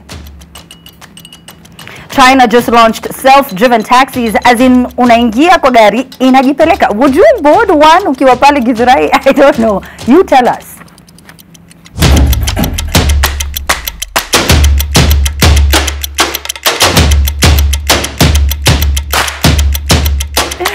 I'm still finding it so funny. Anyway, but my name is Amina Abdi-Rabu. That was cartoon comedian who decided this week atasumulika tutwanika. And let me tell you, during those virtual TTTT months, it was a lot. So here are my panelists tonight, Quach and Cindy. Hey guys, how are you? Hey. How are you? I'm great. How are you doing, Quach? Why are you quiet? You can't hear me? He's waiting to talk over you. Quach? I can hear you. I can hear you. You know, so Cindy, I hope you're welcome to welcoming everyone to the show, because this is going to be an amazing show tonight. It's going to be an awesome show. I hope everyone. I'm really excited to be here today. So amazing. Yeah, Maza energy. Cindy, sorry? What, you guys, unbelievable. But maybe, okay. You guys. Cindy. Yes, so what topic are we going to start with? Because there's so much to talk about.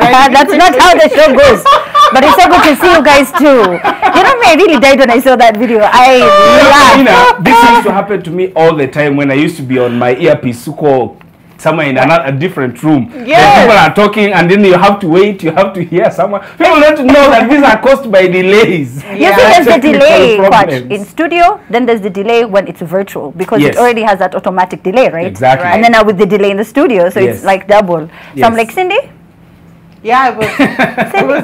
Because when Cindy Cindy was home with that humongous mug of hers. Yes. By the way, Cindy, now that you're back, you need to tell us what used to be inside that mug. What's in my mug? What's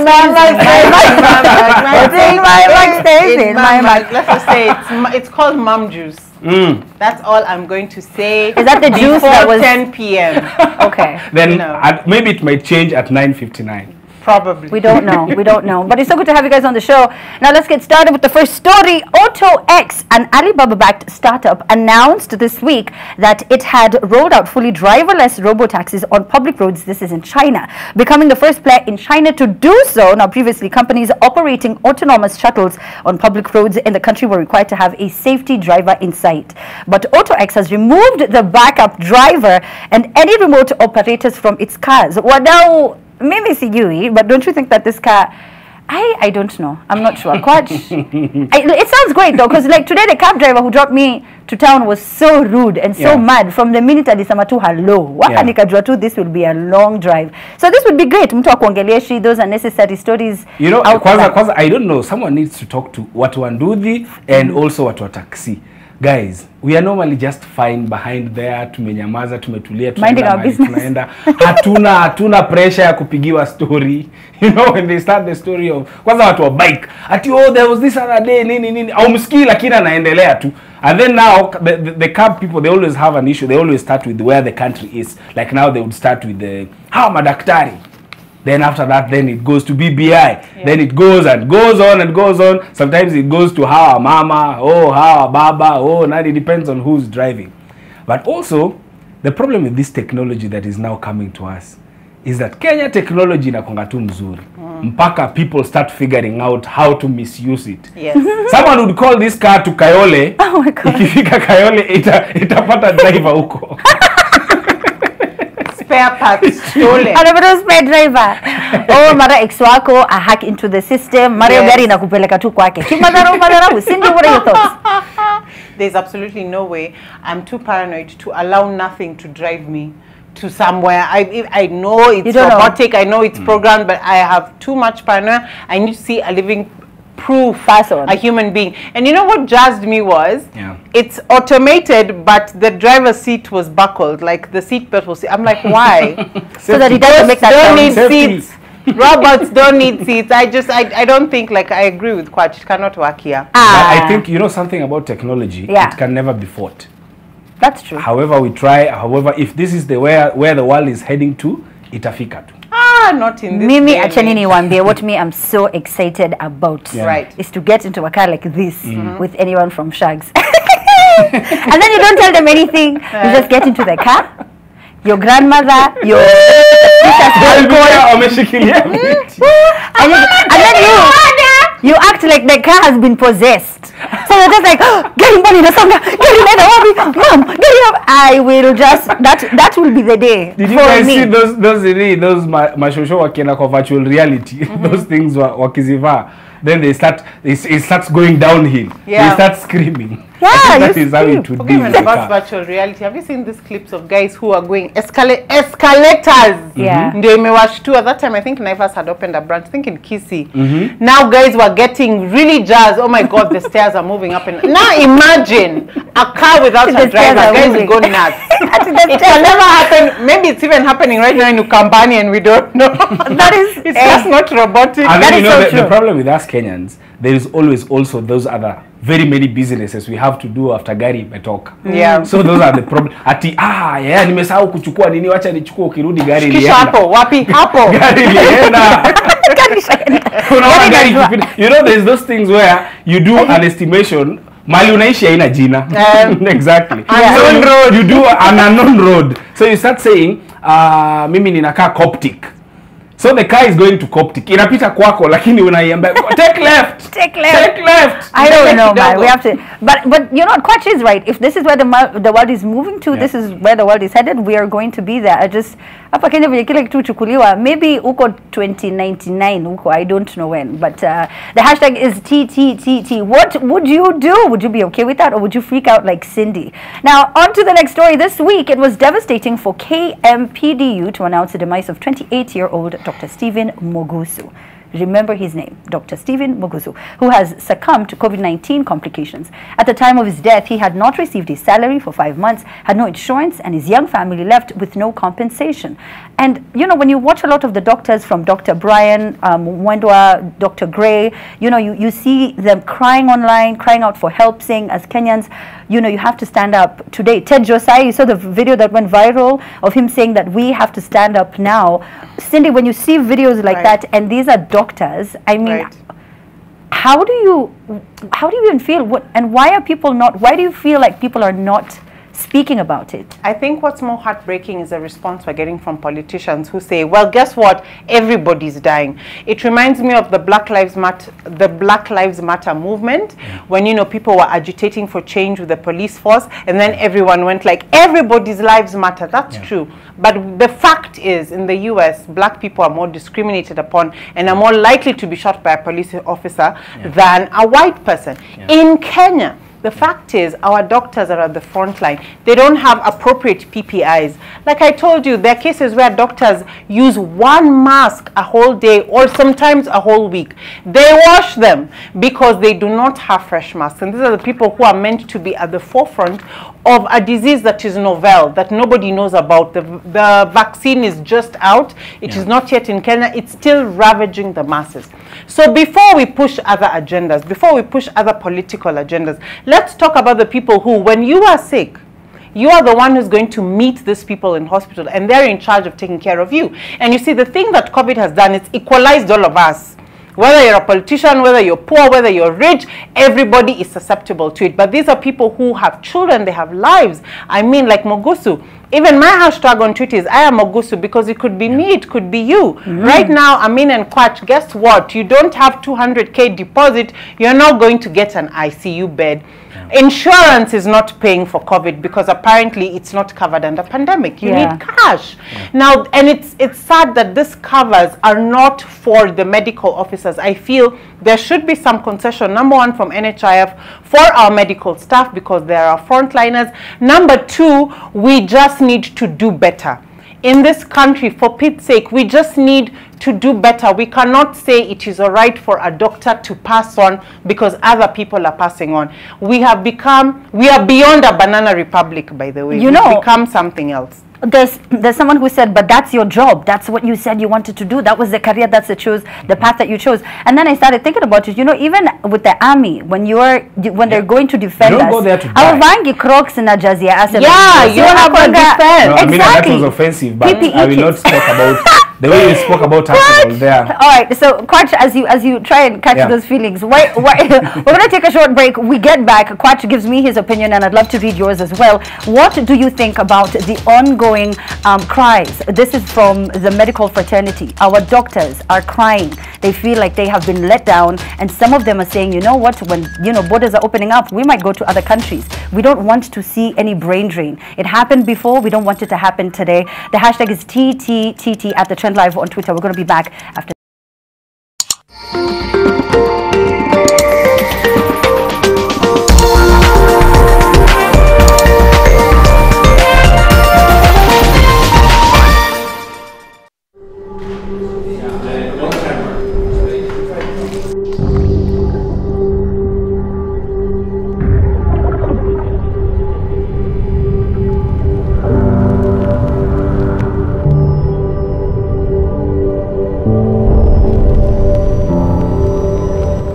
Sensitivity pain fast with Sensodyne Rapid Action for clinically proven relief in 60 seconds. Set some time aside to relax and awaken your senses with Nivea Body Oil and Lotion. Available in cherry blossom, vanilla and rose scents. Carve out some me time with Nivea Body Oil and Lotion. Awaken your senses. Fun and food got together beautifully at GMC Place. Enjoy our succulent meals in a serene setting with a varied choice of fun games for the little ones. Cup it up with a cuppa or a cocktail, all available to your taste. Discover the joy of a warm pool by diving into the Blue Oasis heated pool. Oh, a GMC place, the fun never ends. Make your reservation today on 0701 560 560.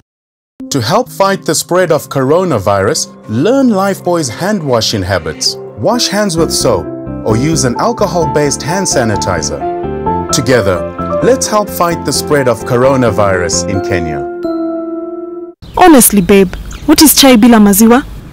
I know, darling. Luckily, this lactose-free milk. Is it even real milk? Why don't you ask the expert? Me! Gold Crown lactose-free milk is 100% natural cow's milk. The only difference is that the lactose in the milk has already been broken down, making it easier to digest. So no more funny feelings in the tummy. Wow! And it tastes just like regular milk. Because it is! And you've heard it from the cow's mouth. What a relief! Thank you, Gold Crown. If regular milk makes you feel uncomfortable, try Gold Crown lactose-free milk. Milk that loves you.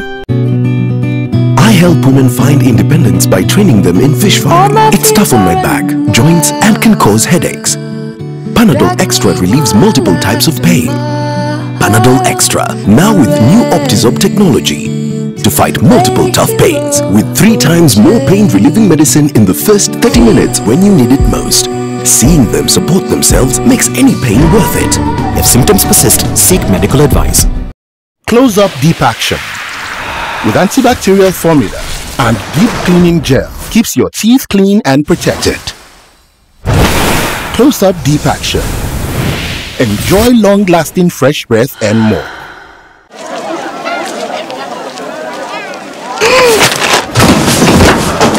Do your gums hurt? Yeah. Does your toothpaste contain sage, eucalyptus, myrrh, chamomile? All that in one toothpaste? Yes, try Colgate Herbal. Colgate Herbal contains nature's best herbs and Colgate's fluoride technology to give you strong teeth and healthy gums. Ah, Colgate Herbal. Let's go. Colgate Herbal for strong teeth and healthy gums naturally.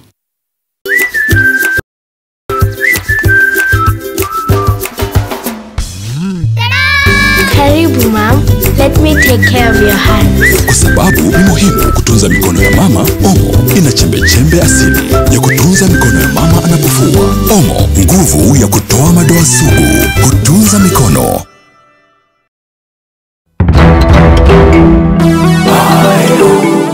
Investing back home never easy, but those in the diaspora are getting smarter.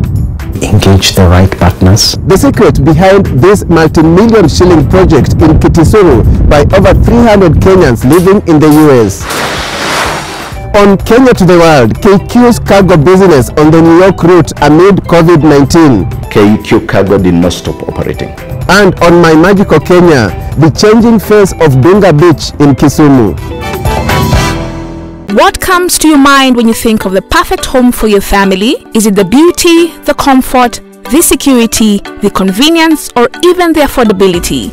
Victory Gardens offers exactly that and much more. Call us today on 0790 300 300.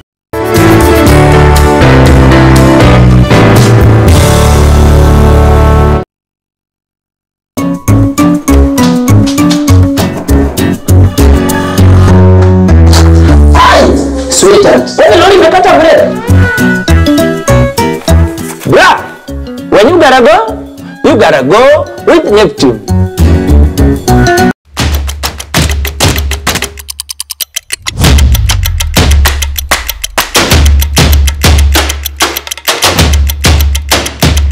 And welcome back. You're watching TTTT. Now, I want you to read something real quick. This is a poetic form of a post-war confessional by a German Lutheran pastor known as Martin Niemöller. Now, I know a lot of people know this. In case you didn't know, I just wanted to put it in context when we're talking about the doctors.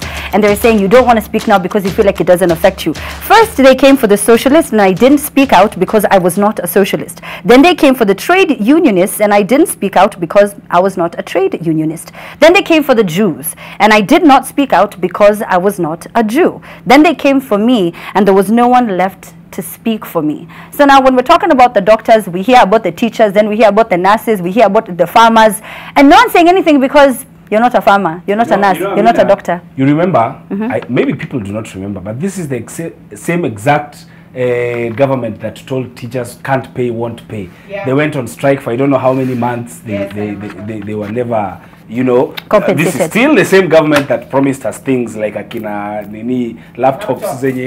These days it's been a story. Now we are being told you'd rather sit under a tree than have those laptops that have no nini. But what I wanted to say, Amina, there is something that is happening in this country now that is called apathy, despair. Kenyans have given up. The government, things are happening left, right, and center. Right. But people are not talking because at the end of the day, they know their voices will amount to nothing. Right. Yes. And I don't know what it is that will come back and charge us. And you remember, this comes at the background of something like even our elections are bungled up. So your voice is not even at the ballot. So this is how much we are, how badly we are as a nation, that you do not know as a citizen that what's your role in this? Do I become violent and go to the streets? How am I going to participate in changing this? It's a mental revolution. It's realizing that the power is with us. It's realizing that we can speak up. It's small things like when I see those videos of police officers forcing themselves into a matatu and the whole matatu is in uproar and says, no, we have places to go. You're not going to come and capture this matatu of a small offense so that you can get a bribe. It is that kind of small social thinking that I think is going to move us from point 1 to 2. I mean, just allow me to say this. Kevin Isemeti, thank you for correcting me. Yes, I was very passionate. I said PPIs, it's PPEs. I wanted to correct you. It's just PPI, PPEs, mash up. No, Cindy, tell us your Luya background. PPI. Now, this week, Nakuru baboons had an early Christmas as a watermelon truck overturned in their backyard. Watermelon iliwa suffocate, iliwa choke, iliwa nyonga. I had to find a way. Coach. I mean, I know you can't. These are those baboons. As a businessman, if you find them in your truck, utazi? Utazinyonga.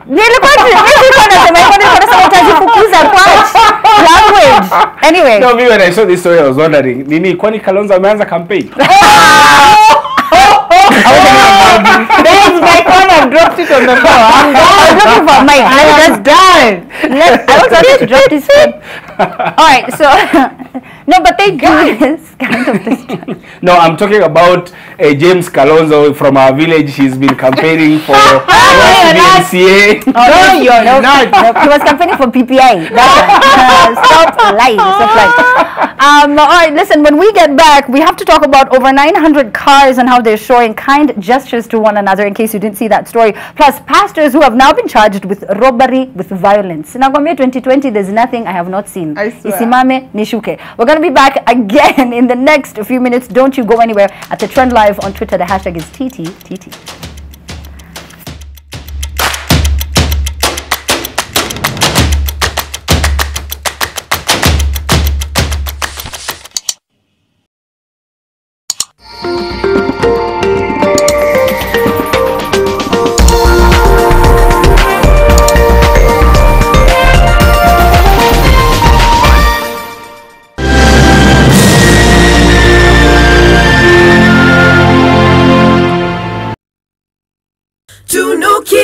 Malkia siku njema na tunukiwa offers kila siku. Piga star 444 hasi utunukiwe Credo double.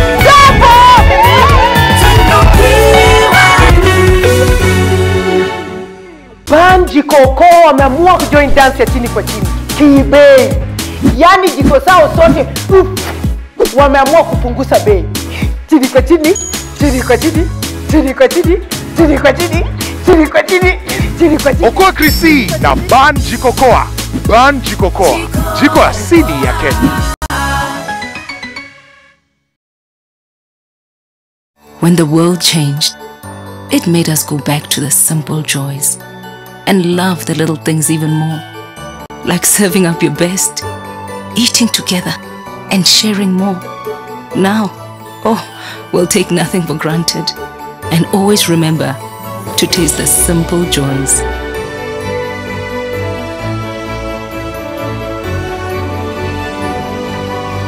Enjoy the magic of Christmas with Coca-Cola. When I'm on nights, so restless tissue makes my days worthless. I need to recharge energy. Get a full night's sleep with Always Ultra. For stacks of tissue and no competition.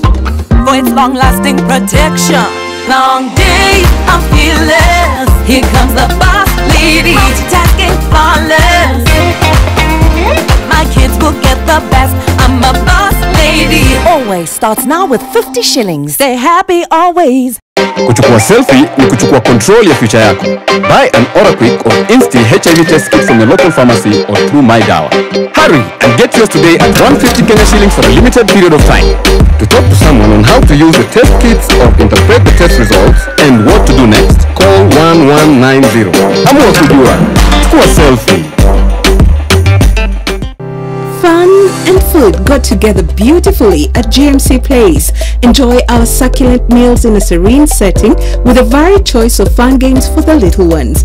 Cup it up with a cuppa or a cocktail, all available to your taste. Discover the joy of a warm pool by diving into the Blue Oasis heated pool. Oh, at GMC Place, the fun never ends. Make your reservation today on 0701 560 560. I have good taste and only go for things that are real. Only Manji make the real digestive biscuits. Real crunchy, real tasty, and the real source of high fiber. Manji digestive biscuits. The real thing. In Kenya, 1 in 2 children suffer from cavities. Brushing with Pepsodent removes bacteria and repairs tiny holes before they become cavities. Because every smile matters. Man, you got to have game. When it's all sweat, pressure and anxiety, yet that's just halftime. Stay cool and in the game with Imperial Leather for Men range. Wear luxury. A little luxury goes a long way. I wish I could have soft and glowing skin. New Geisha Black Soap with activated charcoal to give you soft and glowing skin. New Geisha Black Soap and New Geisha Moringa. Where is he with all the presents? We need to get going. It's the same every year. Always leaves it to the last minute. At last. But... Red Bull? And us? What about us? Yeah, what's gonna happen to us? Oh, you should be happy. From now on you can have Christmas off. Red Bull gives me wings. Maji mdosi wangu ametupa simu yangu ndani ya maji. Mdosi wako kwa sawa? Venye mkirocha ameniambia ajui na akimpigia simu ashiki. Hi! Guy! What the?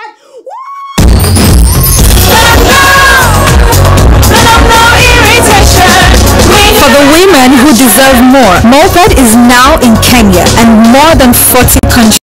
With its nylon-free surface, new Moped has unique softness and up to 100% protection. Your skin will love it. To help fight the spread of coronavirus, learn Lifebuoy's hand washing habits. Wash hands with soap or use an alcohol-based hand sanitizer.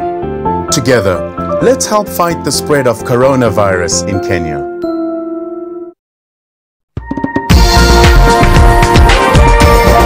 This is NTV.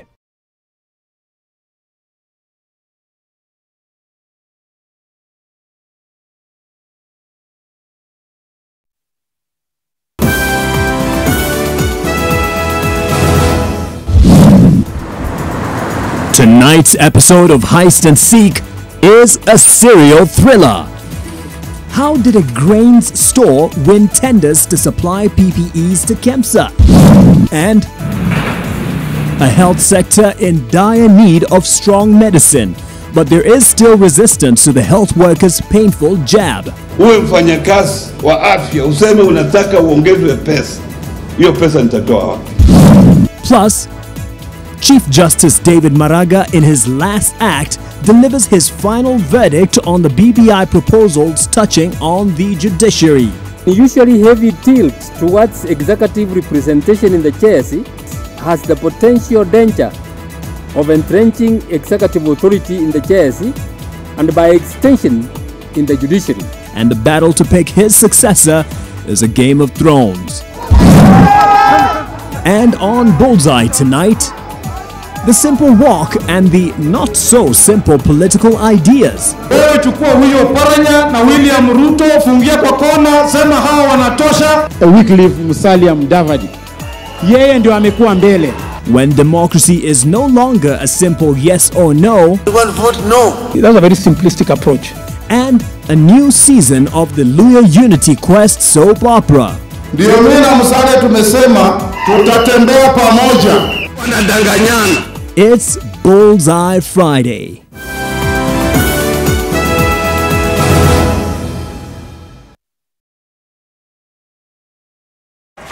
Oh, by the way, Carl, Mother will be visiting us this weekend. Believe me, I'm counting the minutes.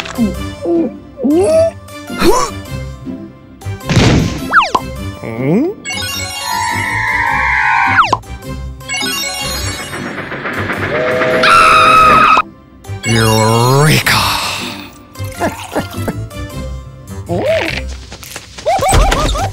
Red Bull gives you wings.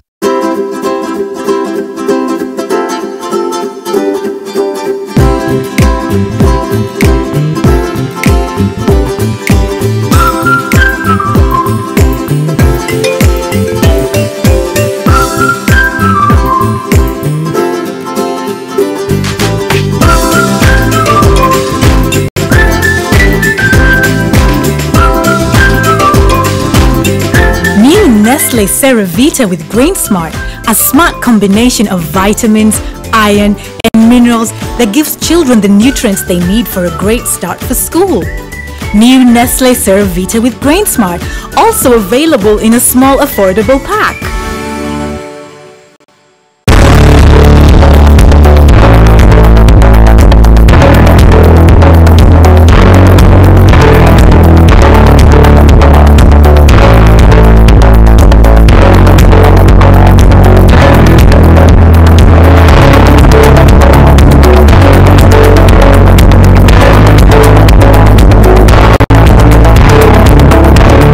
I have to admit, I didn't like Sukuma Wiki when I was growing up, but now I have created a way to make Sukuma Wiki tastier and meatier.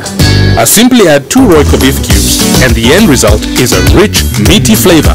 And today, I have brought along my harshest food critics for a taste test. My kids.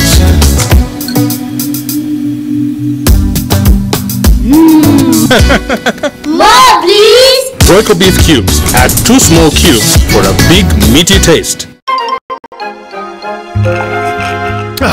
It's about time we got to work.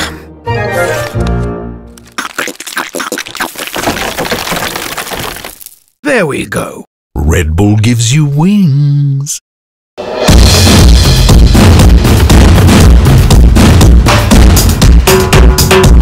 deserve more girls! Money cash! Money cash! No more money cash! We need a big change in our lives! Do you think this is a girl? No! Let them know! Let them know irritation! Let them know! Let them know irritation! We need a For the women who deserve more, Moped is now in Kenya and more than 40 countries. With its nylon-free surface, new Moped has unique softness and up to 100% protection. Your skin will love it. Oya ni aje, mino jonte fresh. Jumi transform ordinary za mtush zenye ziuka mna hii harufu ya Bale into the freshest igi koshi yote. Siri ni hii Ariel mpya ya pink. So clean, so fresh. Ma customer unaisana na hii story. Ninatumia Ariel touch of down mpya tu.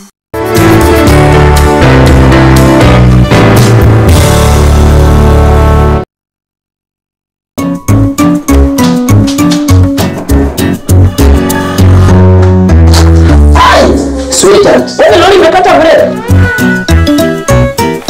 bra, when you gotta go with Neptune. You're watching TT Quat. Read some of the comments we're getting on Twitter. At first time caller, aka at Justin Mugwimi, is saying it was so sad to hear politicians invoking the oath taken by doctors like themselves don't take oaths and still disappoint us. Also, at Judith Tesot. Are you serious? Yeah, at Judith Tesot is asking you, Amina, that hairdo is goals. Share the weave name. Oh my God, the weave name. Ni number 2. It's called the Borana. The Borana. Ukizaliuko isiolo. This funny name is just Cinderella. Siji Bobina. It is Shakila. Also, Wangui is saying, Amina and Kwach, you remember when I told you Kenya itatupandisha pressure bure. Sasa ona tunapandishwa pressure na hakuna mtu wa kututibu. That snap. That is so true. That is so wow, spoken word. All right, so now at a drive-through in Minnesota, one man paid for his meal and for the car behind him as an act of kindness. And then the chain ended up continuing for 2.5 more days with more than 900 cars participating, raking in $10,000 in sales. Hapa Kenya kuongezea tu mtu 10 bob kwa mat ni shida. Kuongezea tu mtu 30 bob ukiwapo nyuma yake kwa supermarket shida. You know, when I saw Kenya on the news being said that we are the 3rd most generous country in Africa, I was wondering how watu walifanya statistics wapi? Because Wakenya unaweza shukishwa kwa giza wakikuona hivi because of 10 shillings and you will go, my friend.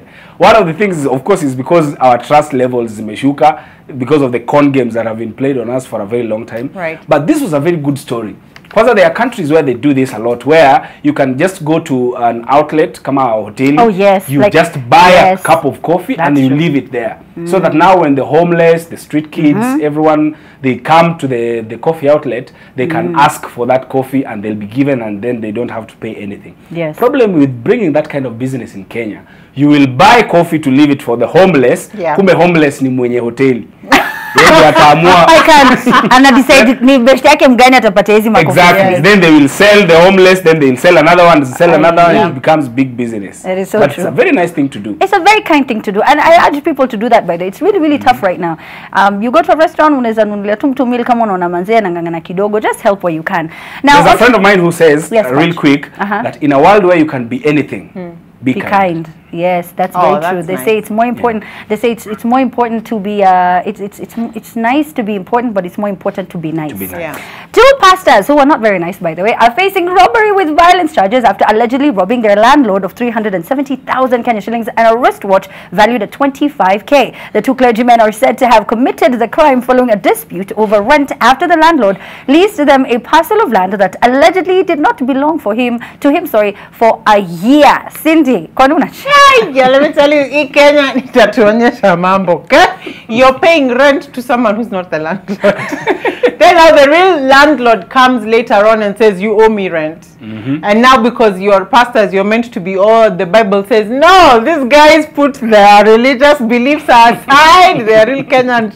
You know, show them like you're gonna give me this money or I'm going to the son of God himself. They were like, we're going to get our money back. I'm surprised they didn't take his shoes.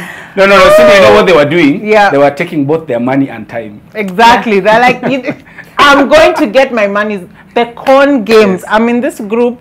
The reason why I'm in that online group is just to find out the different ways that Kenyans con people. Let me tell you, we are ingenious. We are in a class of our own. Very creative. We truly have peculiar behaviors. We really do, and I don't even know where it comes from. I remember this time when someone very close to me bought a car, and then after 3 months, those guys came, took the car, and then they posted the car. After taking the car, see what they gari? Wakaeka pale kwa ile website tena wakasema we're selling this car. My sister is like, wait, what's going on? It happens. Is insane. The kind of con girls. The confidence. You can take them to the competition. They know someone who knows someone who knows someone. It is the confidence for me. It is the confidence for me. You know, and kwanza hii ya nyumba, there's a very big con game that is going on in the country right now where if you're living in a house with agents, they just come to you and tell you hii nyumba iliongezeka. Like from 5,000 to 7,000 or 20,000 to 25. Then the extra money is there. Then haikuongezeka kumbe. So 10 years or 5 years later or 2 years later when you're moving, that's when you realize this house has been the same price all along. Where has the extra money been going? I think the scary one is land disputes. Exactly. Oh Lord. You know you can lose your mind. Yeah. People take pictures, they do what. You saw that guy who came, he bought land, I think it was like 26 million. You come, you take pictures, you do what your life investment, umefanya kazi uko maju, umesema let me come back home. And then you're told by that this is not your land. That is the scariest thing in the world. People were sold built for hyacinth. When hyacinth had just reached Kisumu, they did not know. Look at that land overlooking it's hyacinth. People stupidly bought. You're buying weeds. Oh my gosh. This country, let me tell you, it's an award. That's true. Ni Nairobi. Lazima ujue venye utasurvive. Hey. Thank you so much, Kwach. Thank you so much, Cindy. Remember back in the day when people used to get to Nairobi, basi bagi yako inachukuliwa. Mtu anakuambia nikusaidie. Then back in the day, Amina. Oh, they do it today. So back in the day. Today. They do it today. So be careful out there. People are very creative. You have to be very, very careful. Thank you so much, guys, for coming through. Thank you for not talking at the same time. Shout out to cartoon comedian. I can't. But anyway, the news is coming up right now at 10 p.m. We have a fantastic show lined up for you. We've got Stone Boy from Ghana who's going to be coming through. We have big names. Make sure that you stick around to find out who's going to be here. My name is Amina Abdi Rabah. Catch you then.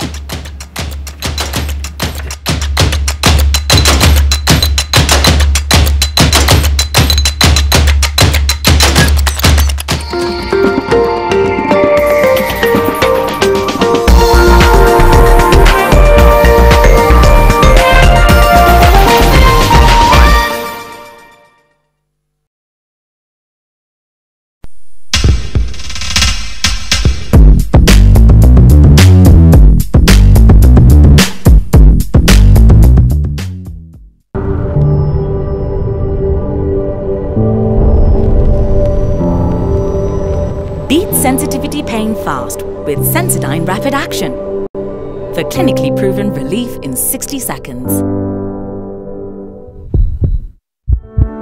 Every day you hear news reports about the violence that children face. We face sexual violence that tears our lives apart. We are beaten in our homes while we're supposed to be safe and even in school. We are insulted and berated. If you see me being sexually abused, stop it. If you see me being beaten, stop it. If you see me being hit, stop it. If you see me being bullied, stop it. The violence against us will not end until you stop it. And the stories will remain the same until you change them. Any form of violence against children is wrong. Report cases of abuse to a trusted adult, children's officers, the police, or call the child helpline 116. Spot it and stop it.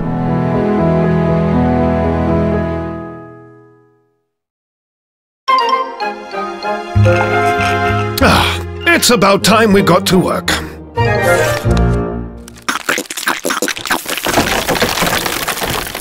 There we go. Red Bull gives you wings. Oya cheki. Kuna vile sasa muziki manze, kuna vile inajipa manze, yani na cheki. Haimaanishi tu tunajibamba, yani very regular. Kitu ya muhimu kwanza ni kujua hali yako ya status ya HIV. Kwa hapa hivi tuwapeleke na Rieng, tujue venye manze tutasaidiana si kama vijana. Na kwa unaogopa kwenda pale hivi kwa clinic, unaweza pitia pale hivi kwa chemist ya mtaa. Uitishe a self-test kit na wanauza 500 bob only. Unajitestia tu mtaani, unajua hali yako. Manze na ukiweza patikana nayo, yani uko positive manze, usiogope. Kuna madawa yani jo, kuna counseling manze, unaweza kula fit yani, alafu unaweza piga bado ma exercise kiasi hivi. Na kama nyewe manze ukiweza patikana yani hauna manze, usiasi tu unaenda kutafuta tena. Cheki. Ukiweza abstain. Lakini maji yakizidi unga, wrap it before you tap it. La bila gloves haiwezi. Rieng kujijua. Unapoendelea kujikinga kutokana na HIV, tafadhali zingatia taratibu zote za serikali za kujikinga na virusi vya corona. Afya bora, maisha bora. Jipime, jiinue. The Aerial Guarantee. Asante sana. Sasa, ni nini kingine ambacho unaweza kumfanyia msichana wetu? Kila kitu. Hata kufua nguo na Aerial mpya. Basi, tuonyeshe. Sasa fanya haya madoa yawe sugu zaidi. Sasa tufue kwa kutumia sabuni yako na kutumia Aerial mpya. Aerial sasa inapatikana kwenye pakiti mpya. Unaniamini sasa? Aerial huondoa madoa sugu kwa mwosho mmoja. Ijaribu leo uamini. Ruiru Mabati Factory offers best quality mabati at the most affordable prices. We pride in over 10 years experience. Our products have 15-year warranty and are KED certified. We manufacture box profile, Europe tile, Jenga tile, corrugated profile, among others in a wide variety of colors. Enjoy our free delivery in just 72 hours. To order, call us now on 0111 050 700. Ruiru Mabati Factory, Mali Safi, kwa bei poa. This Christmas, Quickmart wamesema wacha troli isuffocate, wacha troli ichoke. Jaza, kwa sababu there's a whooping 1 million bob to be won. All you have to do ni kupiga shopping worth 1,500 and above. Na uko ndani ya draw. Krisi, ipambe na Quickmart. Quickmart, fresh and easy. 16 days of activism against gender-based violence is an opportunity to make a difference for the better. Every one of us has a role to play to end gender-based violence. Join us to unpack what gender-based violence really means, what it means in Kenya, and the actions we can take to stop it. How powerful is the healing power of Vaseline? We applied Vaseline jelly to one leaf, the other we left alone. After just a few days, the difference is visible. Nothing locks in moisture better to keep skin restored. That's the healing power of Vaseline. When the world changed, it made us go back to the simple joys and love the little things even more. Like serving up your best, eating together, and sharing more. Now, we'll take nothing for granted and always remember to taste the simple joys.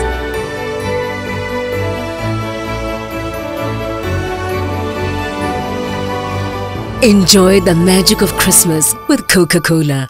When I cook Nutri for my family, I always use my 4-to-1 rule. To begin with, mix 1 cup of Nutri with 4 cups of cold water, and then you stir it and try and get a smooth consistency.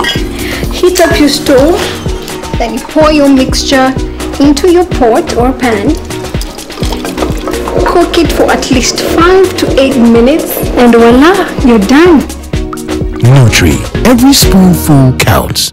Enjoy Christmas fantastic offers with Hisense. From smart Android TVs with Bluetooth and a warranty of 2 years to fridges and newly introduced chest freezers with a 5-year compressor warranty. Offers are running in leading supermarkets and electronic stores countrywide until 10th January 2021. Hurry to get one today till stocks last. Terms and conditions apply.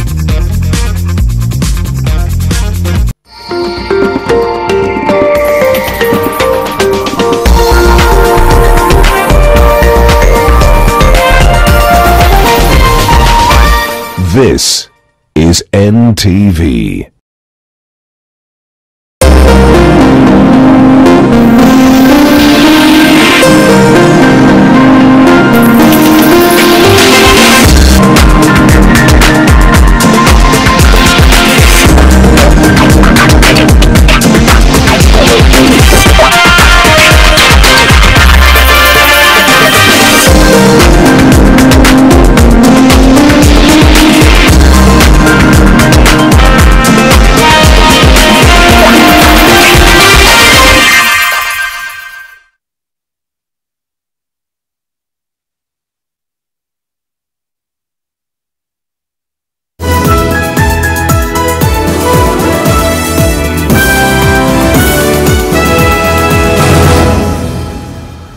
Hope you've had a productive Friday. This is NTV Weekend Edition, and lined up.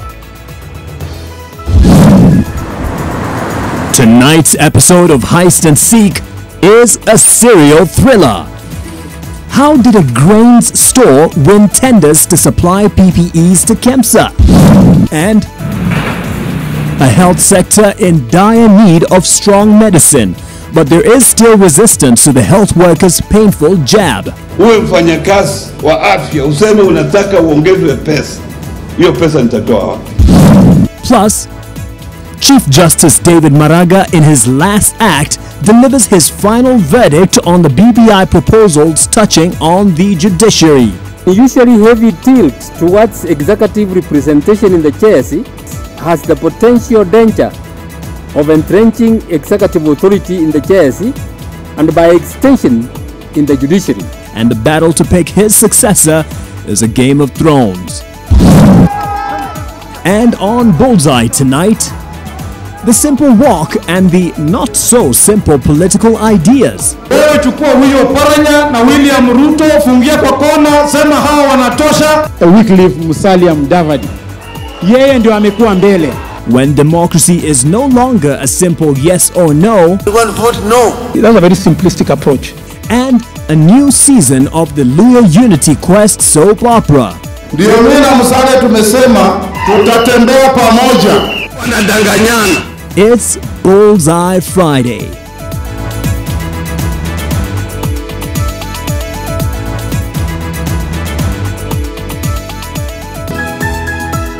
This is Weekend Edition with Mark Masai, as well as David Agondor, a sign language interpreter, and our whole team backing us up, bringing you the top stories of the day. We begin tonight with the investigations into the COVID millionaires. And this episode of the Heist and Seek of KEMSA is a serial thriller, quite literally. It turns out a company dealing in cereal is one of those that benefited from plum tenders to supply personal protective equipment to the Kenya Medical Supplies Authority. Brema Grain Stores told the Senate's Health Committee that it took advantage of what was already public knowledge that COVID-19 related items were in short supply. Here's NTV's Eunice Omolo with the details. In a virtual session by the Senate Standing Committee for Health, another committee looking into the COVID millionaires, the legislatures heard that Brema Grain Stores, dealers in cereals, won a tender to supply COVID-19 related items, a month after the country reported the first case. The company says it learned through the media that the personal protective equipment at the height of the pandemic were in short supply, and it grabbed the opportunity. Hassan Obdi Osman, operations manager of the cereals dealing company, told the Senate that the company had not had any prior dealings with the Kenya Medical Supplies Authority. At that particular point, the country was really in a crisis. And therefore, as an emergency response, they have given us a commitment letter to ensure that we supply what they have requested amount of the quantity they want us to supply, because which is obvious different. Osman further said that they ventured into the supply of PPEs based on what he termed as public knowledge that KEMSA was in need of the equipment. Brema Grain Stores supplied KEMSA with 200,000 KN95 respirator face masks sold at a unit price of 700 shillings each and bagged 140 million Kenya shillings from this sale. It also sold 6,000 surgical face masks, 3-ply, at 4,500 each and for a total of 27 million. Brema Grains already negotiated with KEMSA and has been paid a total of 167 million Kenya shillings as per the local purchase order made on the 17th of July 2020. The company is perhaps the lucky few that was paid for supplies made to KEMSA. The director of Lamiguela Holdings Limited, yet another company that was irregularly awarded a tender to supply PPE to KEMSA, was pleading with the Parliament's Public Investments Committee to intervene and ensure they got paid. One of the company's directors, James Njuguna, told Parliament how he got the tender by sheer luck. Tried all I could to get my building, my land, to equity, to get a loan, to save a loan for this. I kindly request if KEMSA can pay us. On Thursday, directors of some of the red-flagged companies accused of having dubious dealings with KEMSA appeared before Public Investment Committee. The hearings with the said companies are set to continue next week. Eunice Omolo, NTV, Nairobi. Meanwhile, some county governments have started giving health workers, and by health workers here I mean the clinicians and the nurses, an ultimatum to get back to work by Monday or face consequences. Health workers across the country are being urged to go back to work, at the same time give dialogue a chance with the government and the Ministry of Health. This comes as the healthcare workers' strike enters its 5th day. That's the nurses and clinicians. Various counties have threatened to take legal action if the healthcare workers fail to return to work. The push and pull between healthcare workers and the government continues to injure Kenyans as they are on the receiving end and unable to get adequate healthcare, while both parties are flexing their muscles. Clinicians and nurses have been on strike since Monday, and the countdown to the next deadline for a countrywide doctors' strike is on. If the government agrees to resolve the matters as put forth, there will be no strike. But if they continue with the ping-pong games we've seen between the two levels of government and government agencies, and come 21st and there's no solution, there's no resolution, then there'll be a strike. Those who are in the front line waging war on the virus decry lack of adequate protective gear, PPE kits and lack of a comprehensive health cover which will boost them and their families during this and future pandemics. County governments are now urging them to agree to dialogue to reach a consensus. Hatutaki mtu yoyote akufwe kwa sababu tujafanya haya ile inatakikana. On the flip side, Oparanya stated that counties have not received funds for 3 months now, interfering with operations in devolved units. Ule ambaye alikuwa anatakikana atumie hizo pesa akaziwacha, hizo pesa zikarudi kwa treasury. Nataka rais aangalie huyo mtu, kwa sababu hizo shida tunazo ni huyo mtu ambaye analala kwa kazi yake. Meru Governor Kiraitu Murungi has said that his county is still in talks with KMPDU to try and avert the impending strike. Kiraitu has also cautioned healthcare workers to return to work. Those who will not be at their places of work on Monday, then we are going to take legal action. Over 40 healthcare workers have succumbed to COVID-19, while over 2,000 healthcare workers have been infected with the virus. Helen Aura, NTV. Let's now turn our focus to the COVID-19 numbers, and the national coronavirus caseload toll hits 90,978 after 673 people tested positive for the virus in the last round of testing, and this is out of a sample size of 8,230. From the cases, 645 are Kenyans, while 28 are foreigners. Currently, there are 992 patients admitted in various health facilities countrywide, with at least 7,800 on home-based isolation and care. Unfortunately, 14 more patients also succumbed to the disease in the last 24 hours, raising the country's death toll to 1,582. 325 patients have also recovered from the disease, with the total recoveries now standing at over 71,000. Nairobi County recorded 211 cases, Nakuru 113 cases, Kilifi 61 cases, Busia 41, Migori 34 cases, among other counties. Chief Justice David Maraga, in his final act, faulted the BBI's proposal of a judiciary ombudsman appointed by the executive, saying it will entrench the executive's influence in the judiciary, contrary to the constitutional tenets of judicial independence. As Maraga steps aside, the race to find his successor is heating up. NTV's Zainab Ismail reports that the Judicial Service Commission is expected to start the recruitment, a process that may be shaped by the next general election. I take the final leave beginning tomorrow. I'm grateful for the opportunity I had to serve this country. As the curtains fell on David Kenani Maraga's tenure as Chief Justice today, he had one last impassioned appeal. This time as the chair of the Judicial Service Commission, that the Ombudsman be appointed by the JSC and not by the President as proposed in the referendum bill. It is for this reason that the JSC recommends, among others, that the structure and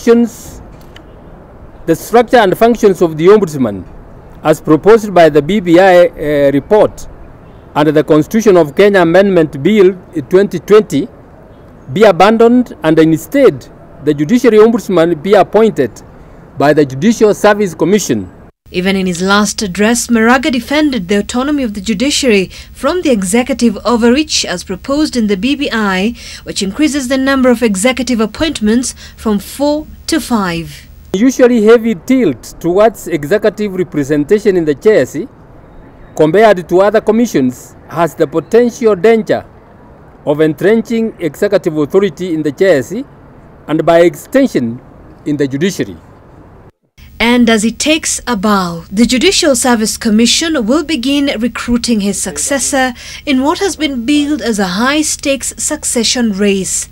Some of the country's top legal minds are among those lining up to replace him, including former Attorney General Githu Muigai, Deputy Chief Justice Philomena Mwilu, Supreme Court Justices Njoki Ndung'u, Isaac Lenaola, Mohamed Ibrahim, Smokin Wanjala, the current President of the Court of Appeal, Justice William Ouko, Senior Counsels Fredo Jambo and Ahmed Nasir Abdullahi, and Professor Makau Mutua.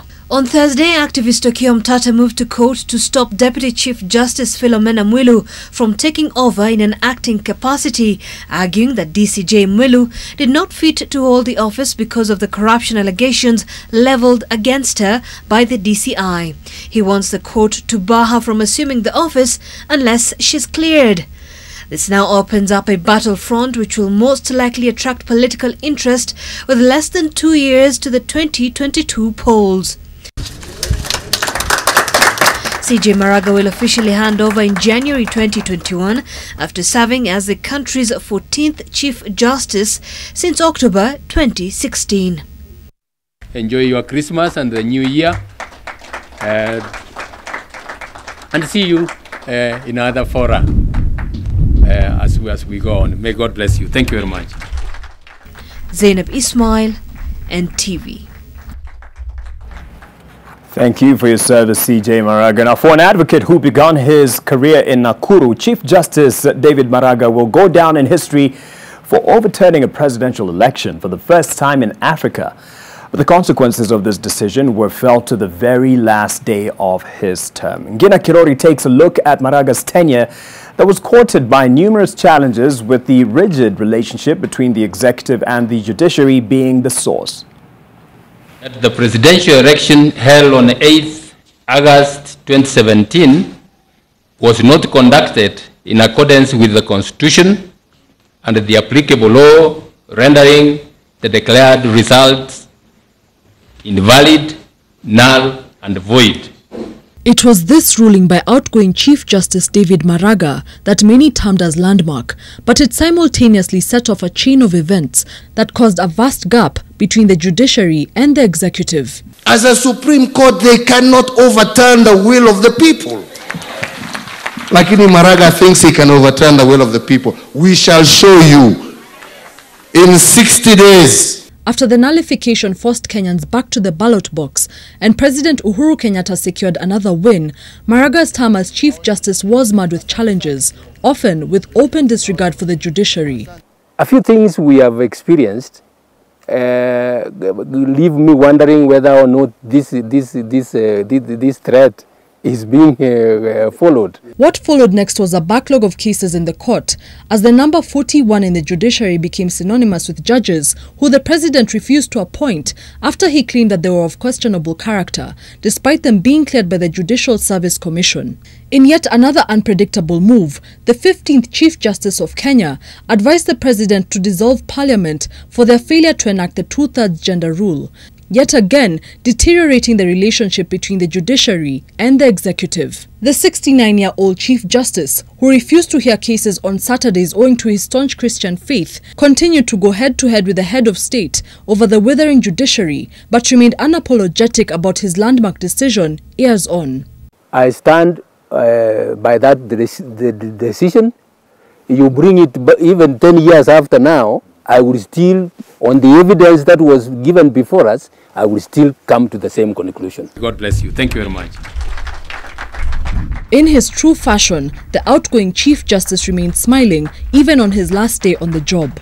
While his tenure has come to an end, the historic events that happened in the highest court in the land will unlikely be forgotten, not just because they became an archive in Kenya's political history, but because they also led to what would become a tense and strained relationship between the executive and the judiciary. This will be among the key aspects to look for in the incoming CJ, and whether this will inform the relationship between the two arms. Gena Kirari, NTV. Once again, unfortunately, the country has lost two political leaders. Machakos Senator Boniface Mutinda Kabaka died days after he was hospitalized after collapsing at a restaurant in Nairobi. Former Cooperative Development Minister Joe Nyaga succumbed to COVID-19 in hospital. Kennedy Mureithi has that story. After days in ICU at the Nairobi hospital where he was being treated for an undisclosed ailment, Machakos Senator Boniface Kabaka has finally breathed his last. According to official information, the first-time senator succumbed to a clot in his brain that burst and caused hemorrhage. He died at about 8:45 Friday morning. A host of leaders trooped to the hospital to stand by the family, as well as give the way forward. The senator was rushed to hospital late last week by a lady who was with him at a restaurant in Nairobi. She was earlier arrested, then later released unconditionally. Wiper Party leader Kalonzo Musyoka led a host of politicians in eulogizing the senator. Hili ni pigo kubwa sana, sio tu kwa jamii na watu wa Machakos, bali pia Kenya nzima. Huyu ndugu ambaye amelala alikuwa ameonyesha ujasiri wa ajabu. Ni mwanasheria ambaye alikuwa na kipawa kizuri sana cha kutetea haki ya wanadamu na haki ya Wakenya. On behalf of the senators, I want to convey our sincere condolences to the family and those who know Kabaka. He was a very friendly senator to every senator who is here, the 68 of us in Senate. Fanya juu chini kupitia kwa bunge la Seneti kumtafutia daktari ambaye mashuhuri anaitwa Dr. Musau ili ajaribu aokoe maisha yake kwa sababu alikuwa hatarini, na alimpasua kichwa na akaweza kusimamisha damu ambayo alikuwa anafuja, lakini ile damage ambayo ilikuwa imefanyika kwa Senator Kabaka ilikuwa ya juu sana. COVID-19 has also claimed yet another life. 2017 presidential candidate Joe Nyaga succumbed at the age of 72. The one-time minister in President Mwai Kibaki's government had taken a backseat in active politics after his stab at the presidency in 2017. He has been eulogized as an astute politician and a leader who stood for what was right. Nyaga had served in government since the late President Daniel Moi's era, where he was first appointed the CEO of Kenya Airways. Kennedy Mureithi, NTV. May they rest in peace, and condolences to the family. Something that's not resting at the moment, and that's the BBI politics. And ODM leader Raila Odinga has hit out at Deputy President William Ruto over his proposal for a multiple choice referendum on the BBI, saying it will further confuse Kenyans. He spoke in Nyandarua as he met leaders from the Mount Kenya region and what has been seen as a move to identify the BBI vanguards from the region. Listen in. Sasa wale wanapinga BBI tumesema wako na haki ya kidemokrasia ya kupinga. Watoke kiwanjani waseme wanapinga na sababu. Alafu sisi vilevile tuseme yetu. Wakenya wenyewe waamue kama wanataka au hataki. Lakini mambo ati swala mingi kupeleka Wakenya ambao hawajaenda shule kwa mtihani. Ati unaleta kura ambayo inasema ati hii unakubaliana na hii. Hiyo ombudsman, kwenda kuambia hiyo ombudsman kitu gani? Unakubali kataa. Hiyo ni takataka. Haiwezekani. From that taka, let's turn for our first breather on NTV Weekend Edition.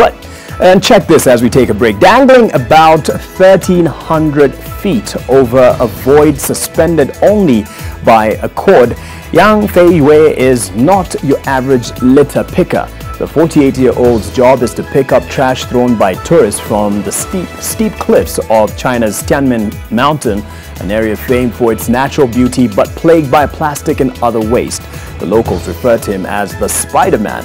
Asked if he was afraid, he said, "Nope, I'm used to it. I guess this is what they call kazi safi.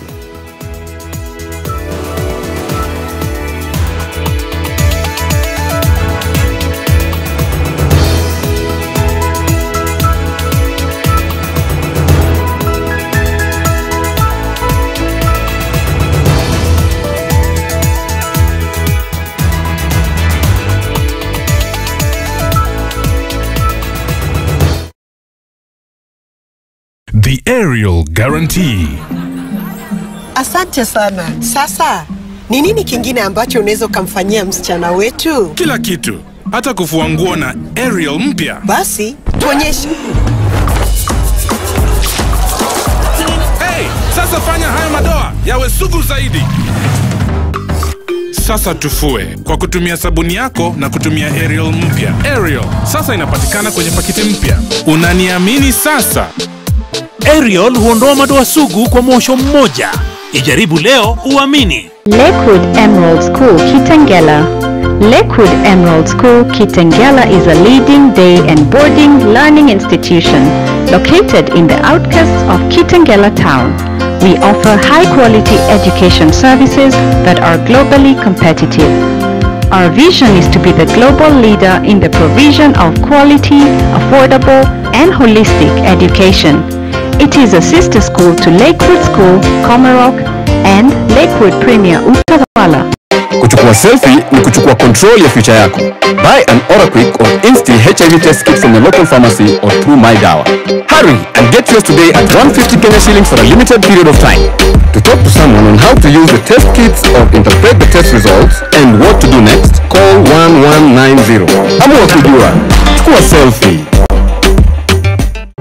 Fun and food got together beautifully at GMC Place. Enjoy our succulent meals in a serene setting with a varied choice of fun games for the little ones. Cup it up with a cuppa or a cocktail, all available to your taste. Discover the joy of a warm pool by diving into the Blue Oasis heated pool.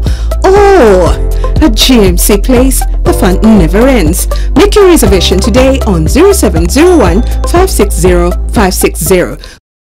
Since the start of the COVID-19 pandemic, numerous forms of stigma and discrimination have been reported. COVID-19 is a global epidemic that transmits from person to person.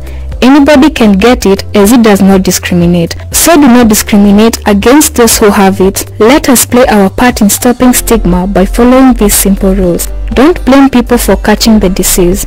Don't refer to people as yule wa corona. Don't share rumors. Do not run away from someone who has tested positive. Do not block friends from your phone or social media. Do give facts about the disease. Do share information about risk. Do show kindness to those in need. Teach your children to avoid stigmatizing others. COVID does not discriminate. Don't discriminate. This message is brought to you by Groots Kenya with support from UN Women. From far with you. I even gifted you a magnificent house. Rosa, it's the thought that counts. Please help me. When it comes to fever, you need to be both. Panadol Baby and Infant starts to work on fever in 15 minutes and is gentle on the tummy. Panadol Baby and Infant, tough on fever, gentle on your child. Hi, I am Eliud Kipchoge, World Marathon Tokothol. I am here to encourage you to be active, to keep moving, and be positive in life. Remember to continue using your Hapsa debit or credit card when out shopping to win fantastic rewards. That's African Acid. That's Hapsa.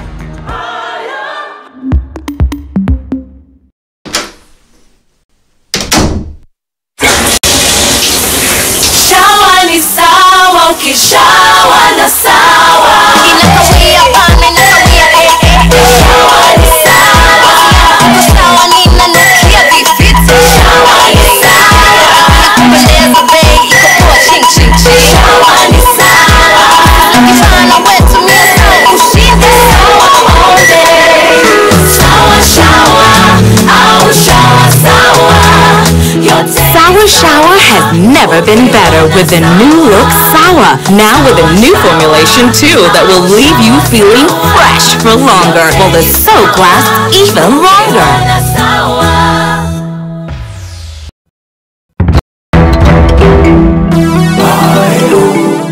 Investing back home, never easy.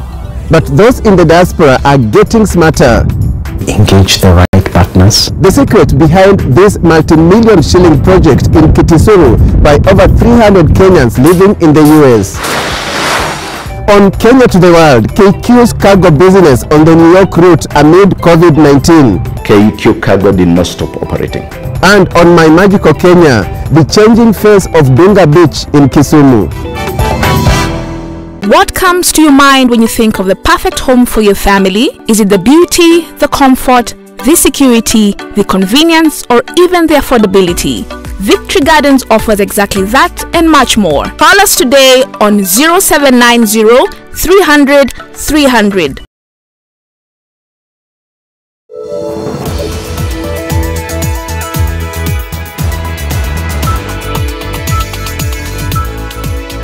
Welcome back. And the political contest in Msambweni in Kwale County is heating up ahead of the by-elections.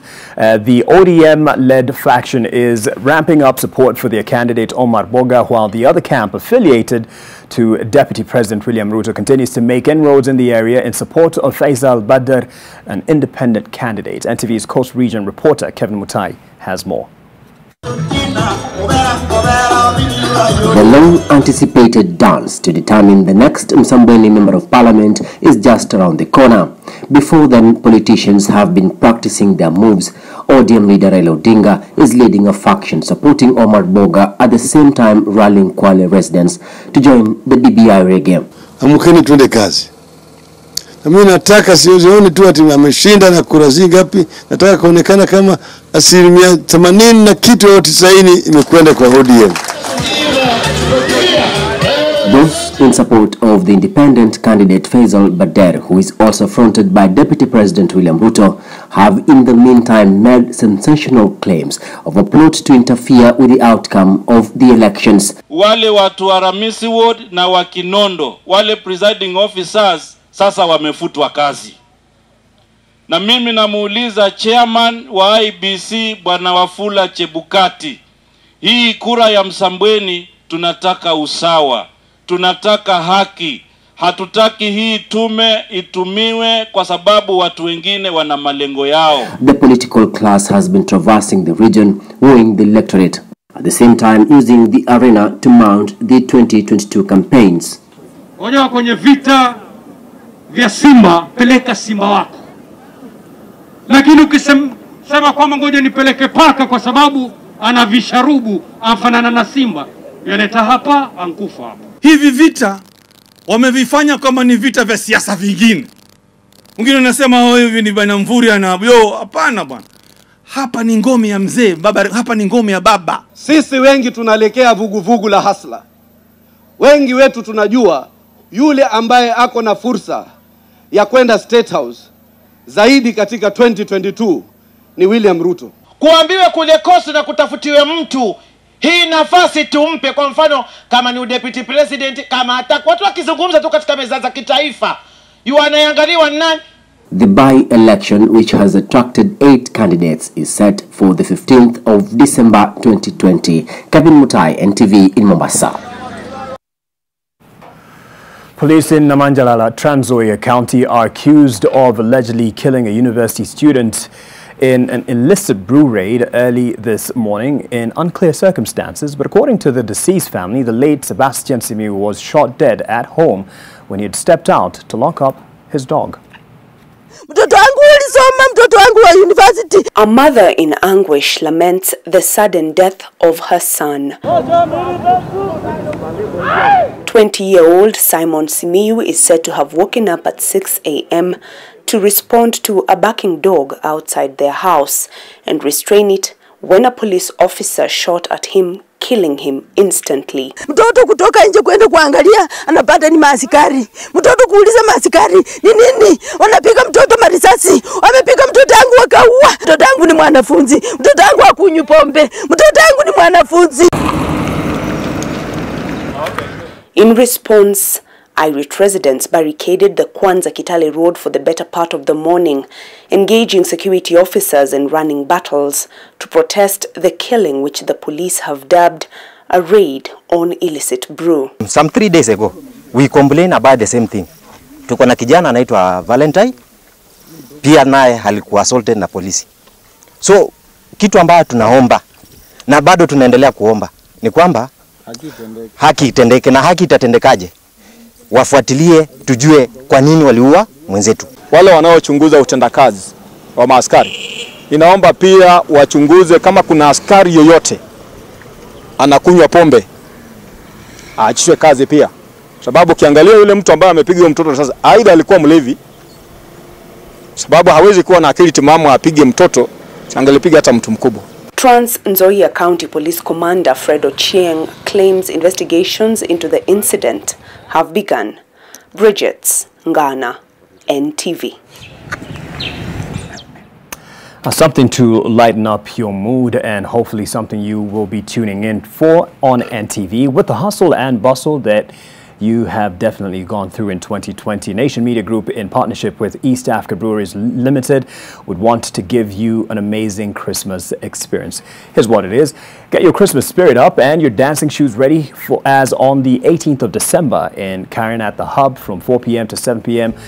You will be getting the launch of your favorite Christmas carols with a Kenyan touch. Among the artists set to perform are Eric Wainaina and Atemi. Entrance will be 2,500. Now, on the 20th of December, there will be a live Christmas carols event on NTV. Good tidings are certainly lined up for you. Of carols that you know, so there'll be some of them will be nostalgic, but we've also Kenyanized them to make sure that you'll be dancing in your seats on the night of December 20th. We are delighted to host our partners in Rainmaker and Atemi for 'Tis the Season, and EABL with Jean and us from Nation Media Group to sign a memorandum of understanding that cements our partnership that we launched today to provide great content this Christmas season, but to also support our artists and to also be able to bring to light two great brands who will then be part of this great partnership. As a proudly Kenyan brand, we're very excited about the opportunity to bring to your homes a truly Kenyan Christmas, a celebration of Kenyan artists who we celebrate. We know it's been a difficult year, but we're quite happy to support you because you bring to life Kenyan culture and entertainment, and you've been with us through the decades, gracing our homes and concerts and experiences. This, for us, is an opportunity to bring that to people's homes and to support you and to support Kenya's rich culture. Can't wait to listen to those Kenyan renditions of the Christmas carols. I'm one of those relatives who play you the Bonnie M music, the Christmas carols, when it hits December. So here's a bit of a change to look forward to. Now, as we take another break, take a look at this. Deep in the Amazon, there's a tribe of monkey hunters experts at shining up trees, I should say, beg your pardon, and lying in wait for the primates which they hunt down for food. But this isn't about that. This is about an indigenous community that is now struggling to rescue and rehabilitate monkeys and orphaned by illegal poaching. The sanctuary in a corner of the Colombian Amazon is offering them a second chance while changing attitudes on conservation.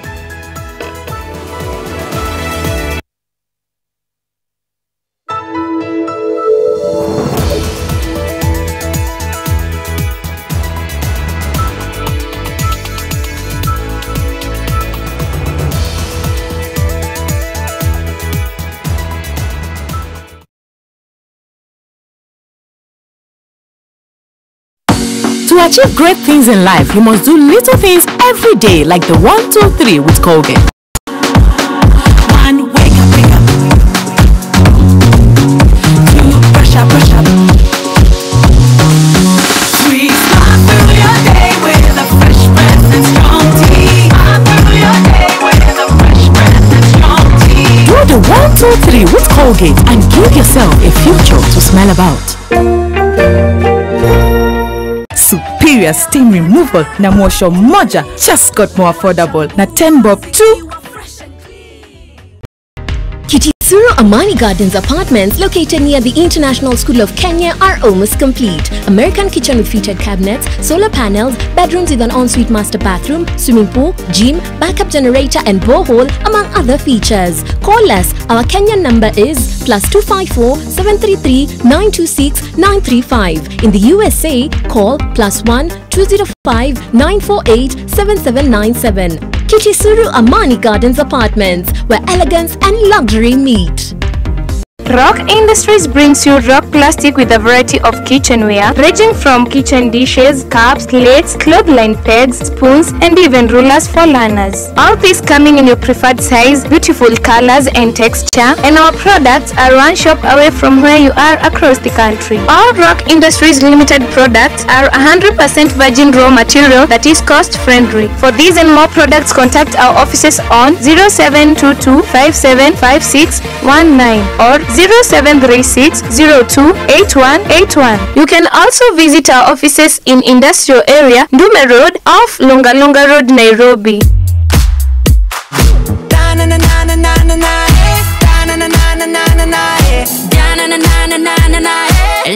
up, dynamite. Shining through the city with a little fucking soul. So light it up like dynamite. This is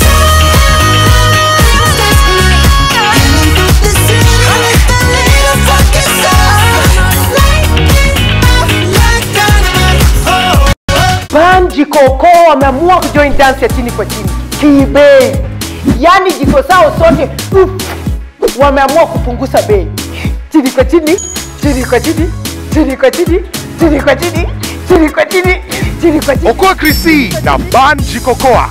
Ban Jikokoa, jiko asili ya Kenya.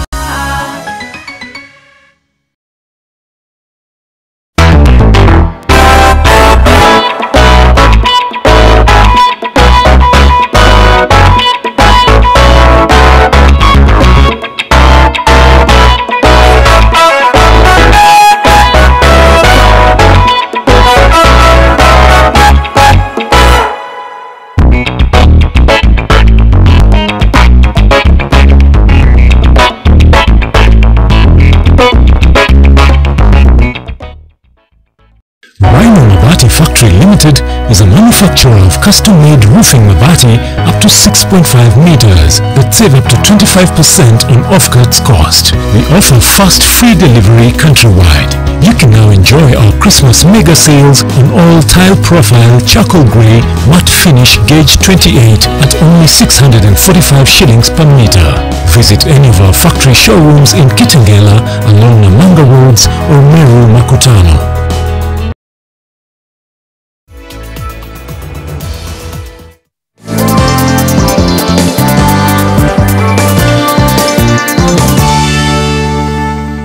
Let's handle some business for a bit. The retail sector in Kenya took a heavy hit from the initial stay-at-home order due to COVID-19, but is now on the upswing as the festive season sets in.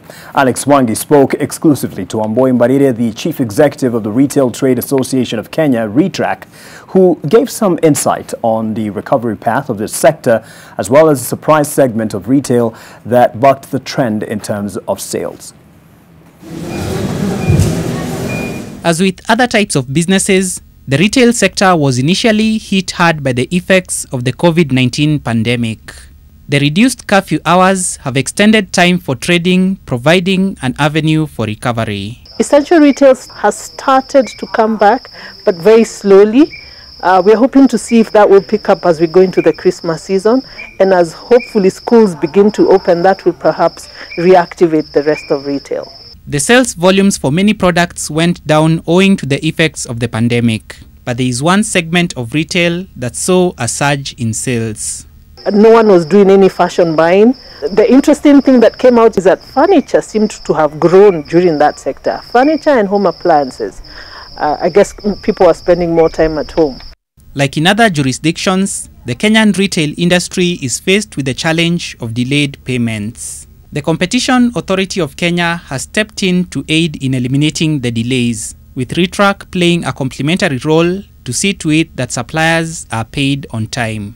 So what we're currently working with, again, with Kenya Association of Manufacturers and the Association of Kenya Suppliers, is to encourage all members to have written supplier agreement. That allows you to have a document within which to work, and within which, should there be a challenge that is untold, you're able to go to CAK and enforce it.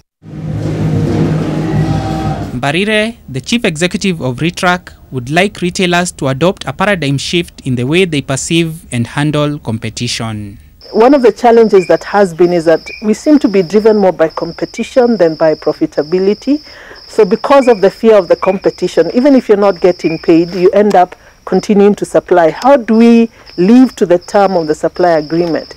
Alex Mwangi, NTV.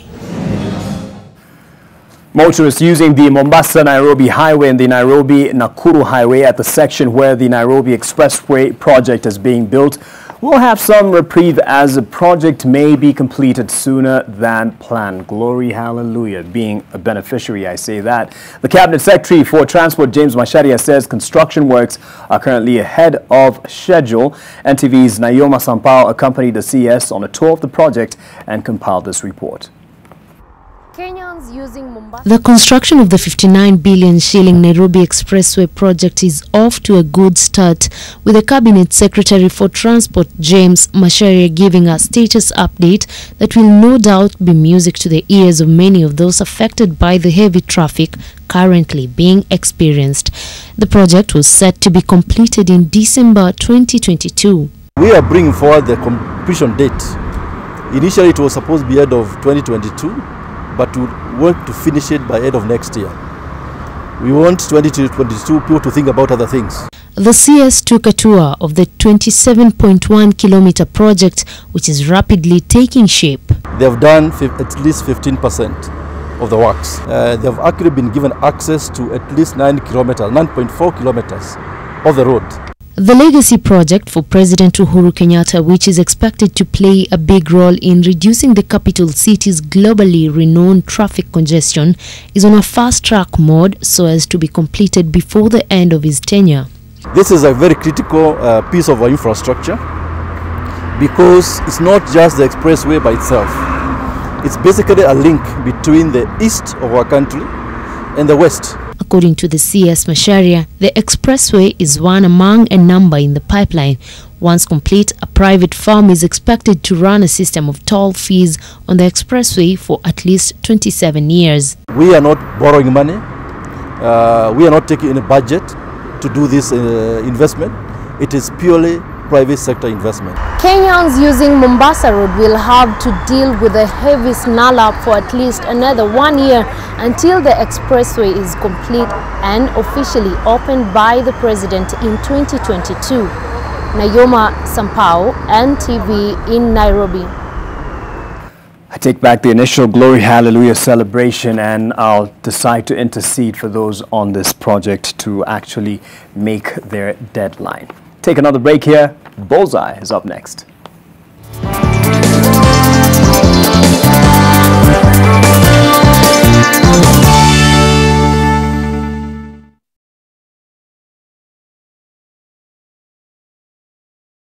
With the Stay Soft refill, saving money is as easy as snip, pour, mix with water and shake.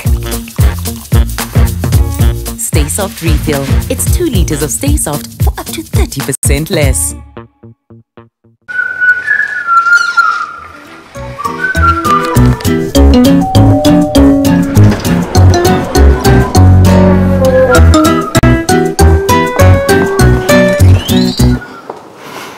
Ukikwama utaambia nini watu? Waambie bra, when I gotta go, I gotta go.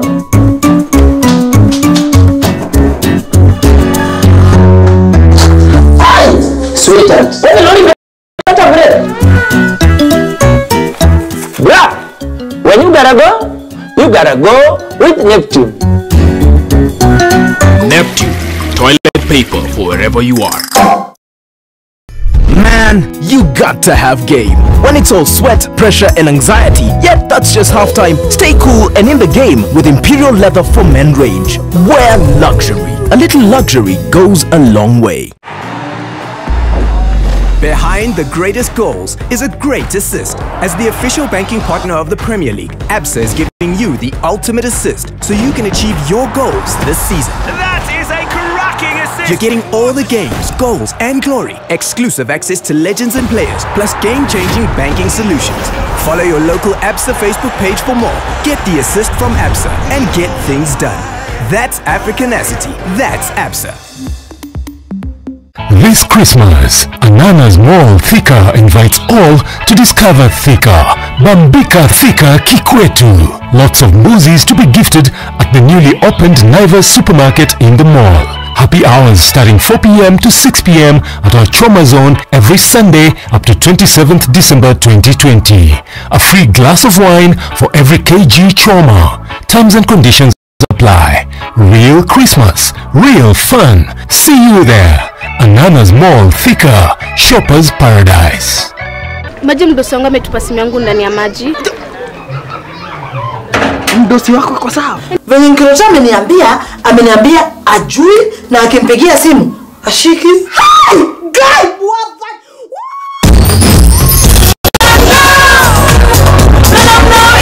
For the women who deserve more, Moped is now in Kenya and more than 40 countries with its nylon-free surface.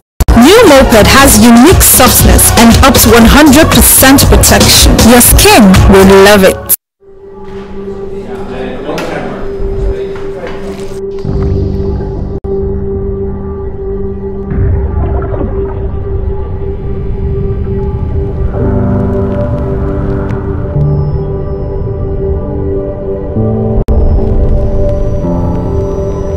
Beat sensitivity pain fast with Sensodyne Rapid Action for clinically proven relief in 60 seconds. Mimi naitwa James Ng'ang'a Mwangi, bibi yangu anaitwa Beatrice Wajiro Ng'ang'a. Sisi tuliandikwa 1979 kwa sauli ilionelea ni pesa yangu yote kwa Rafad. Mimi sikusuburiwa hata kidogo. Niko na nyumba kama hii mnaona hapa, ilijaga na hiyo pesa. Kwa sababu tuko na ng'ombe, tuko na mbuzi, tuko na kuku, kijana wadogo, hata mtu wote iko biashara, aije la fund itasaidia. Na naona mimi nafaidika kwa hiyo pesa ya la fund. Watu wa la fund mimi nawashukuru. Celebrating 60 years of service.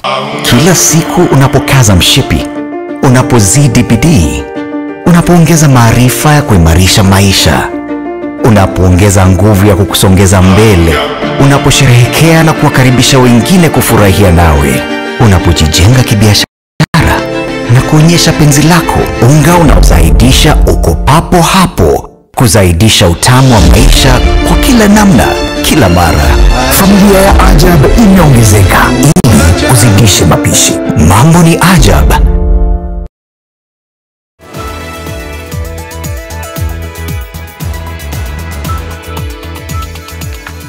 Time for your Friday treat, that's Bullseye. The race for relevance, political relevance, is intensifying, and with it comes confusion.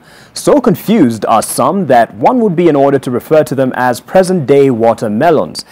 It's all about two simple words, yes or no, and as lineups are drawn up ahead of 2022, it's still a case of yes, yes, no, no when it comes to the quest for Luya unity, as Emmanuel Juma now reports.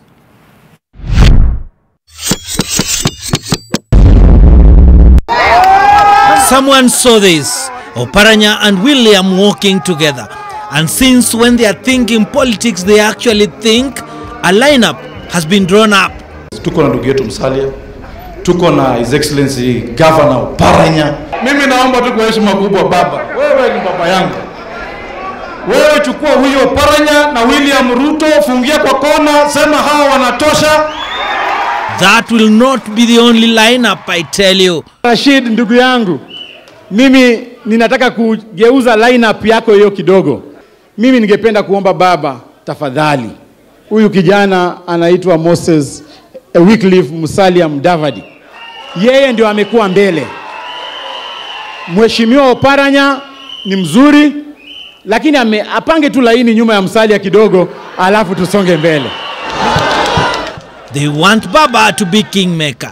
Baba, are you hearing this? Kama maiti bado hajazikwa, huanzi kutamani bibi.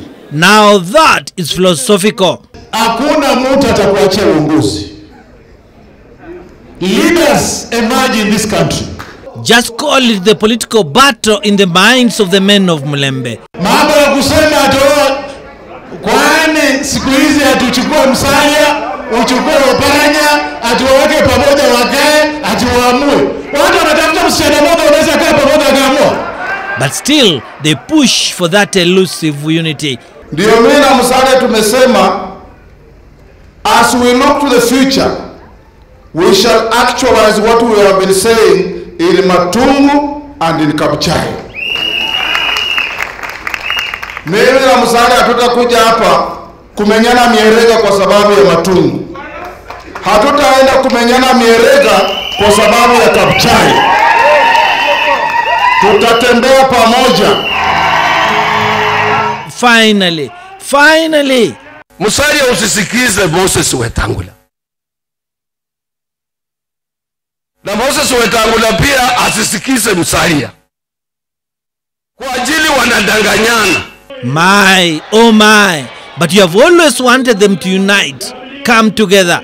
Ni lazima wavunje hiyo kitu inaitwa Fort Kenya. ANC wawe na chama kimoja. Na Wetangula akubali Musalia ni ndugu yake mkubwa. Aongoze hiyo tuwe na party moja ya watu wa Western. Lakini hii ingine yote ni porojo. Or what we call commercial politics.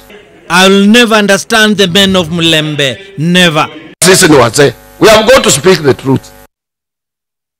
Hata kama niko na bibi mdogo, sio kwamba mimi ni kijana. Kama hatuna password, wewe tuletee hiyo password.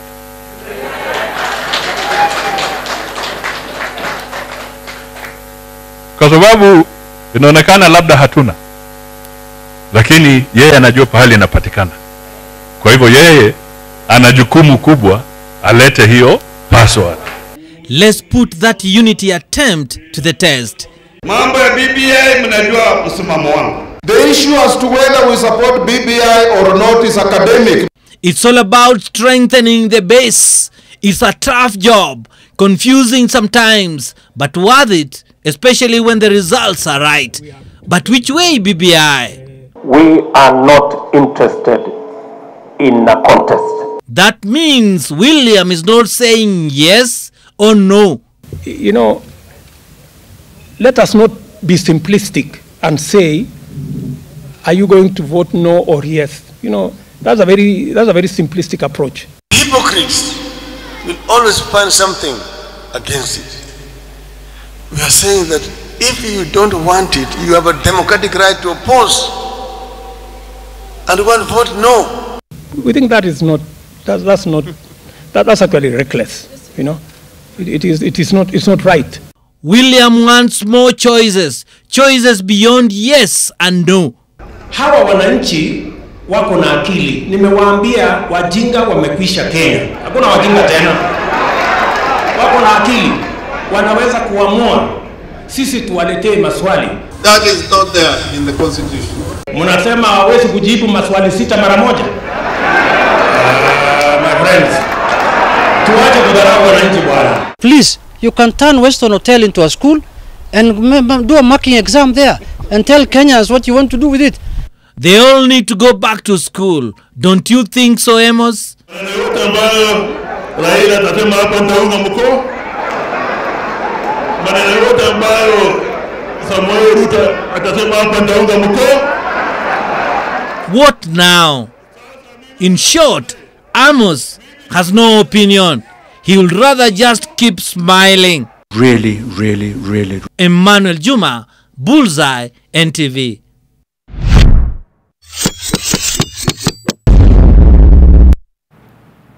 Now it's time for another break. Sports news is up next.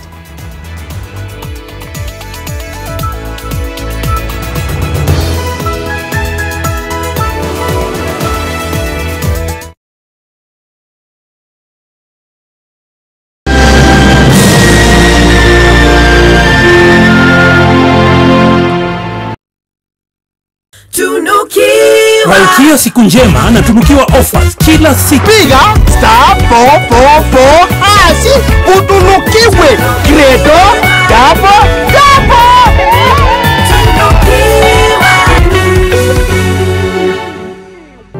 Fun and food got together beautifully at GMC Place. Enjoy our succulent meals in a serene setting with a varied choice of fun games for the little ones.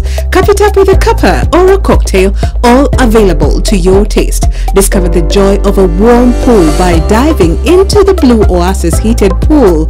Oh, at GMC Place, the fun never ends. Make your reservation today on 0701 560 560.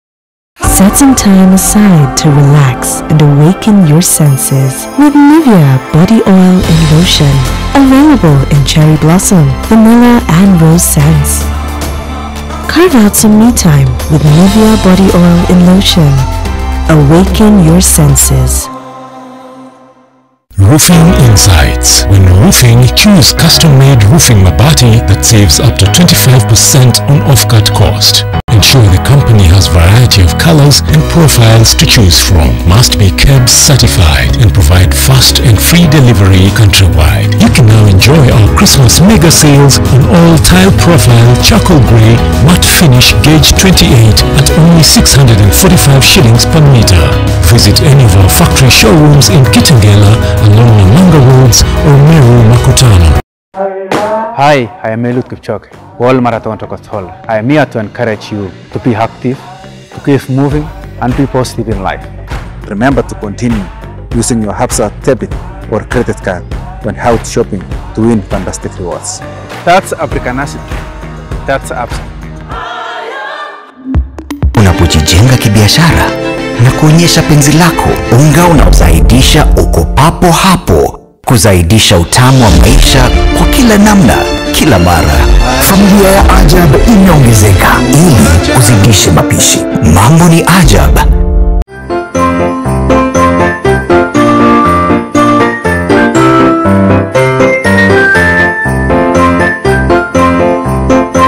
This Christmas, jaza kwa sababu there's a whooping 1 million bob to be won. All you have to do ni kupiga shopping worth 1,500 and above. Na uko ndani ya draw. Krisi, ibambe na Quickmart. Quickmart, fresh and easy.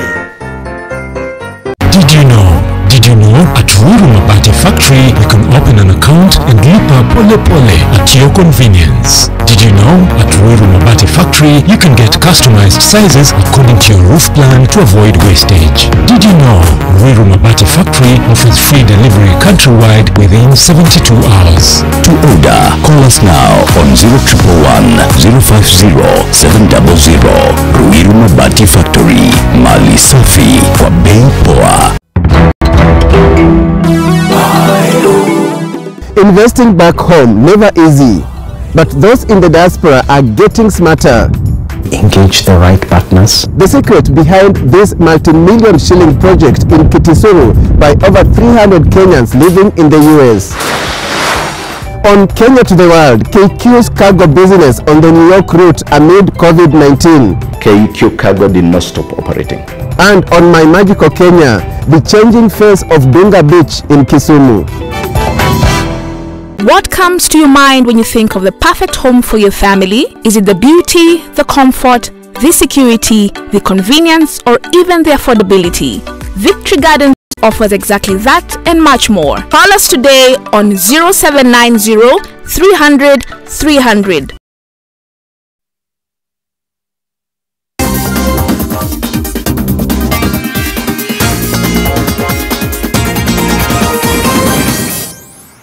Hope you're not tired of my face and voice standing in for Watson Karuma just tonight. Newly promoted Nairobi City Stars beat Bandari 2-0 at Kasarani Stadium to go second in the Bet King Premier League. Forward Anthony Muki put City Stars in front in the 60th minute before a mishap by Bandari's Bernard Odhiambo doubled City Stars' lead 7 minutes later. On Saturday, Western Stima will face off with Tusker at the Moi Stadium, Kisumu. AFC Leopards will play against Sofapaka at the Kasarani Stadium.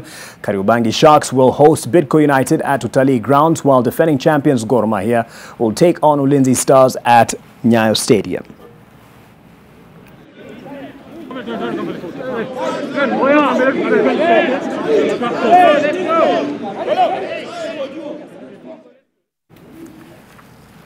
Players and officials from the Women Premier League have undergone COVID-19 testing ahead of the season kickoff scheduled for Sunday. This is in line with the Health and Sports Ministry requirements before resumption of the league. Nakuru West Queens were tested at the Nakuru Shaban grounds, with Oserian Ladies and Eldoret Falcons also undergoing the tests. The Higa Queens opened their Zone B campaign against Wadadia at Mumia Sports Complex as Makolanders kick off the Zone A games against Kibera Girls Soccer Academy at Steamer Members Club.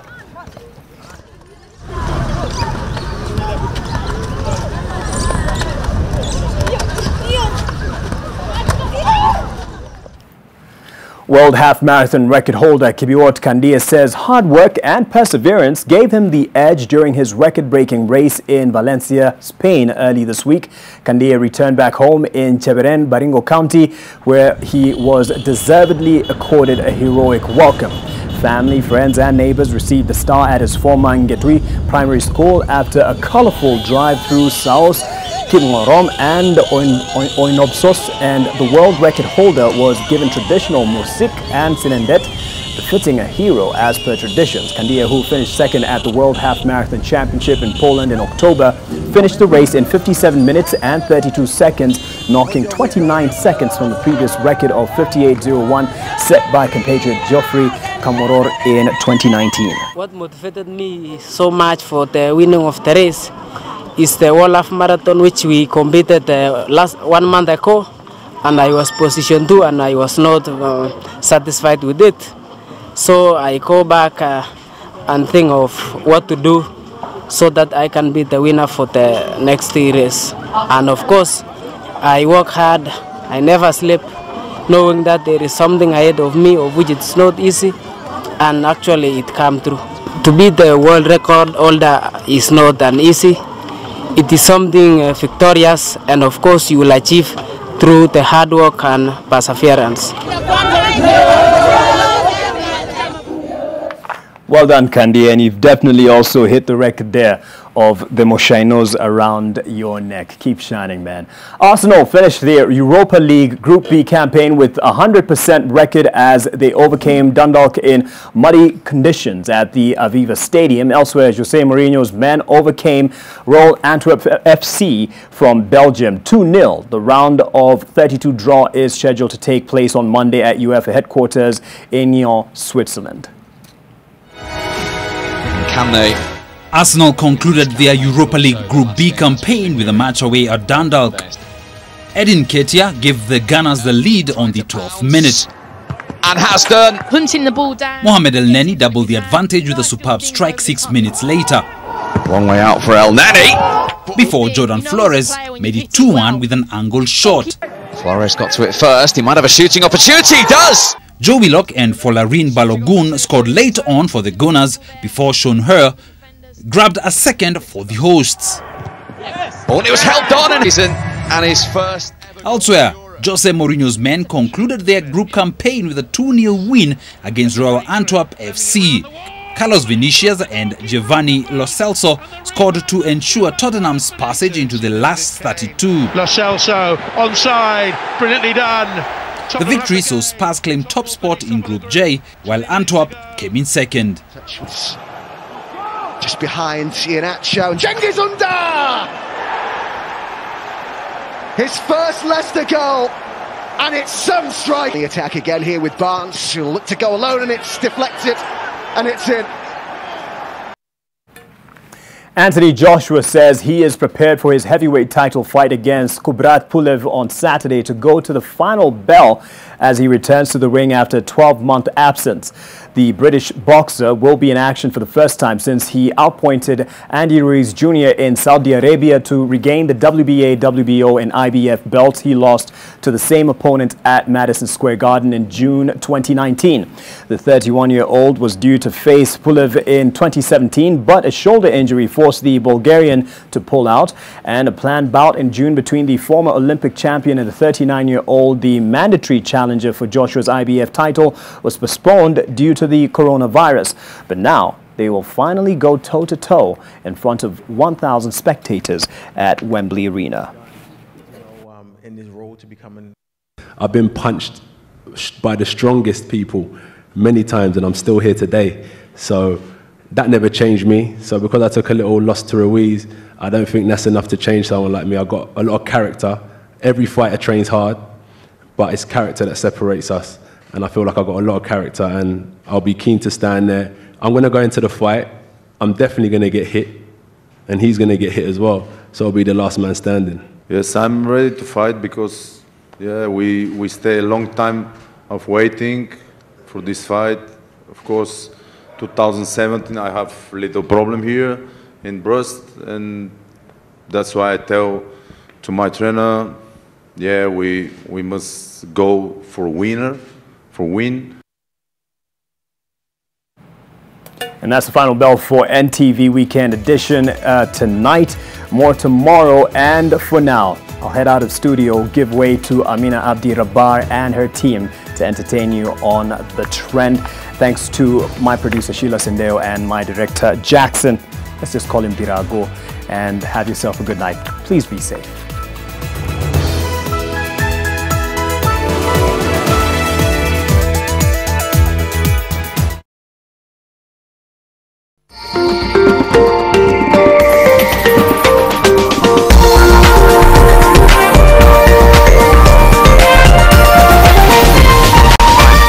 This is NTV.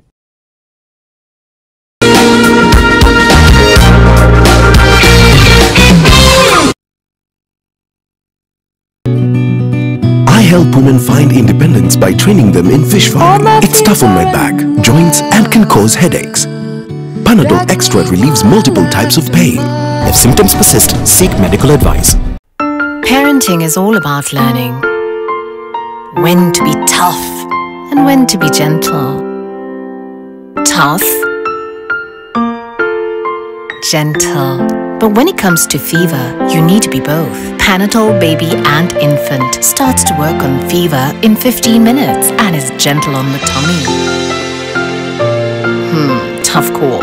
Panadol Baby and Infant. Tough on fever, gentle on your child. When the spirit of Kenya got going that magical day, it never looked back. And now, the same spirit is ready to take Kenya to the next level, led proudly by a new generation. Kenya King, shangilia hustle ya Kenya. Kuchukua selfie ni kuchukua control ya future yako.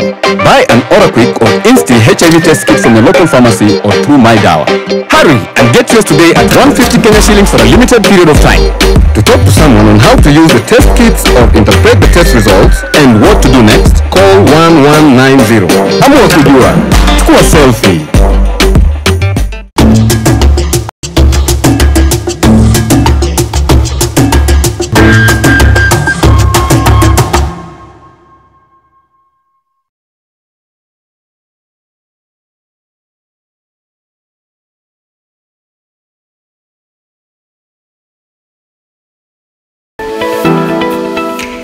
Mimi ni contemporary artist.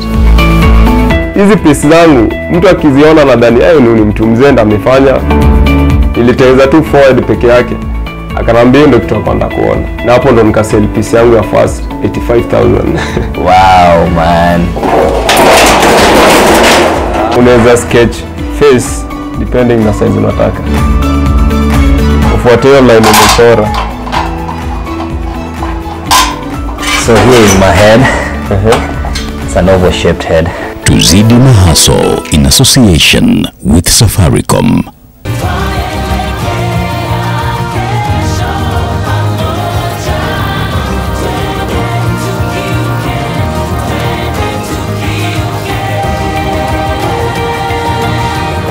Safari.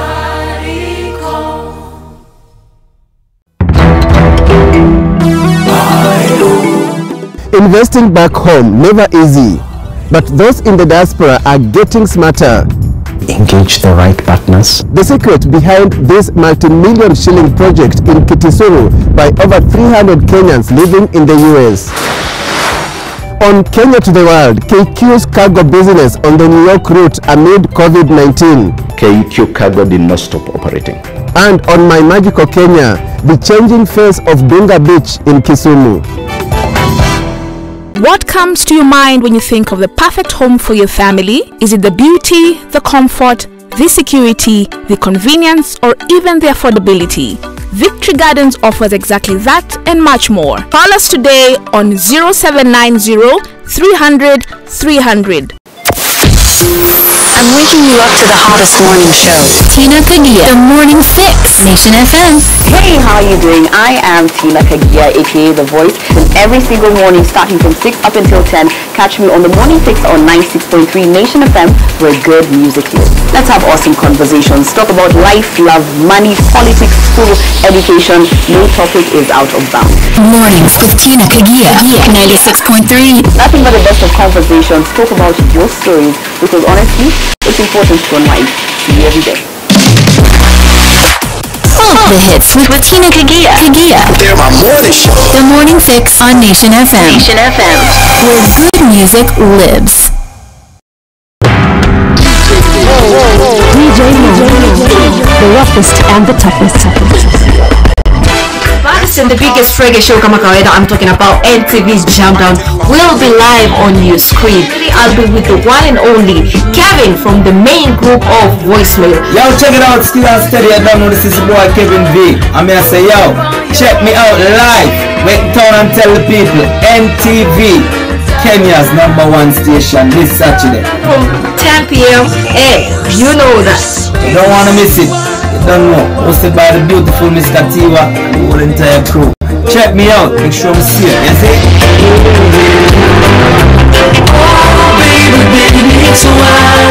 Jam Down in association with Pilsner.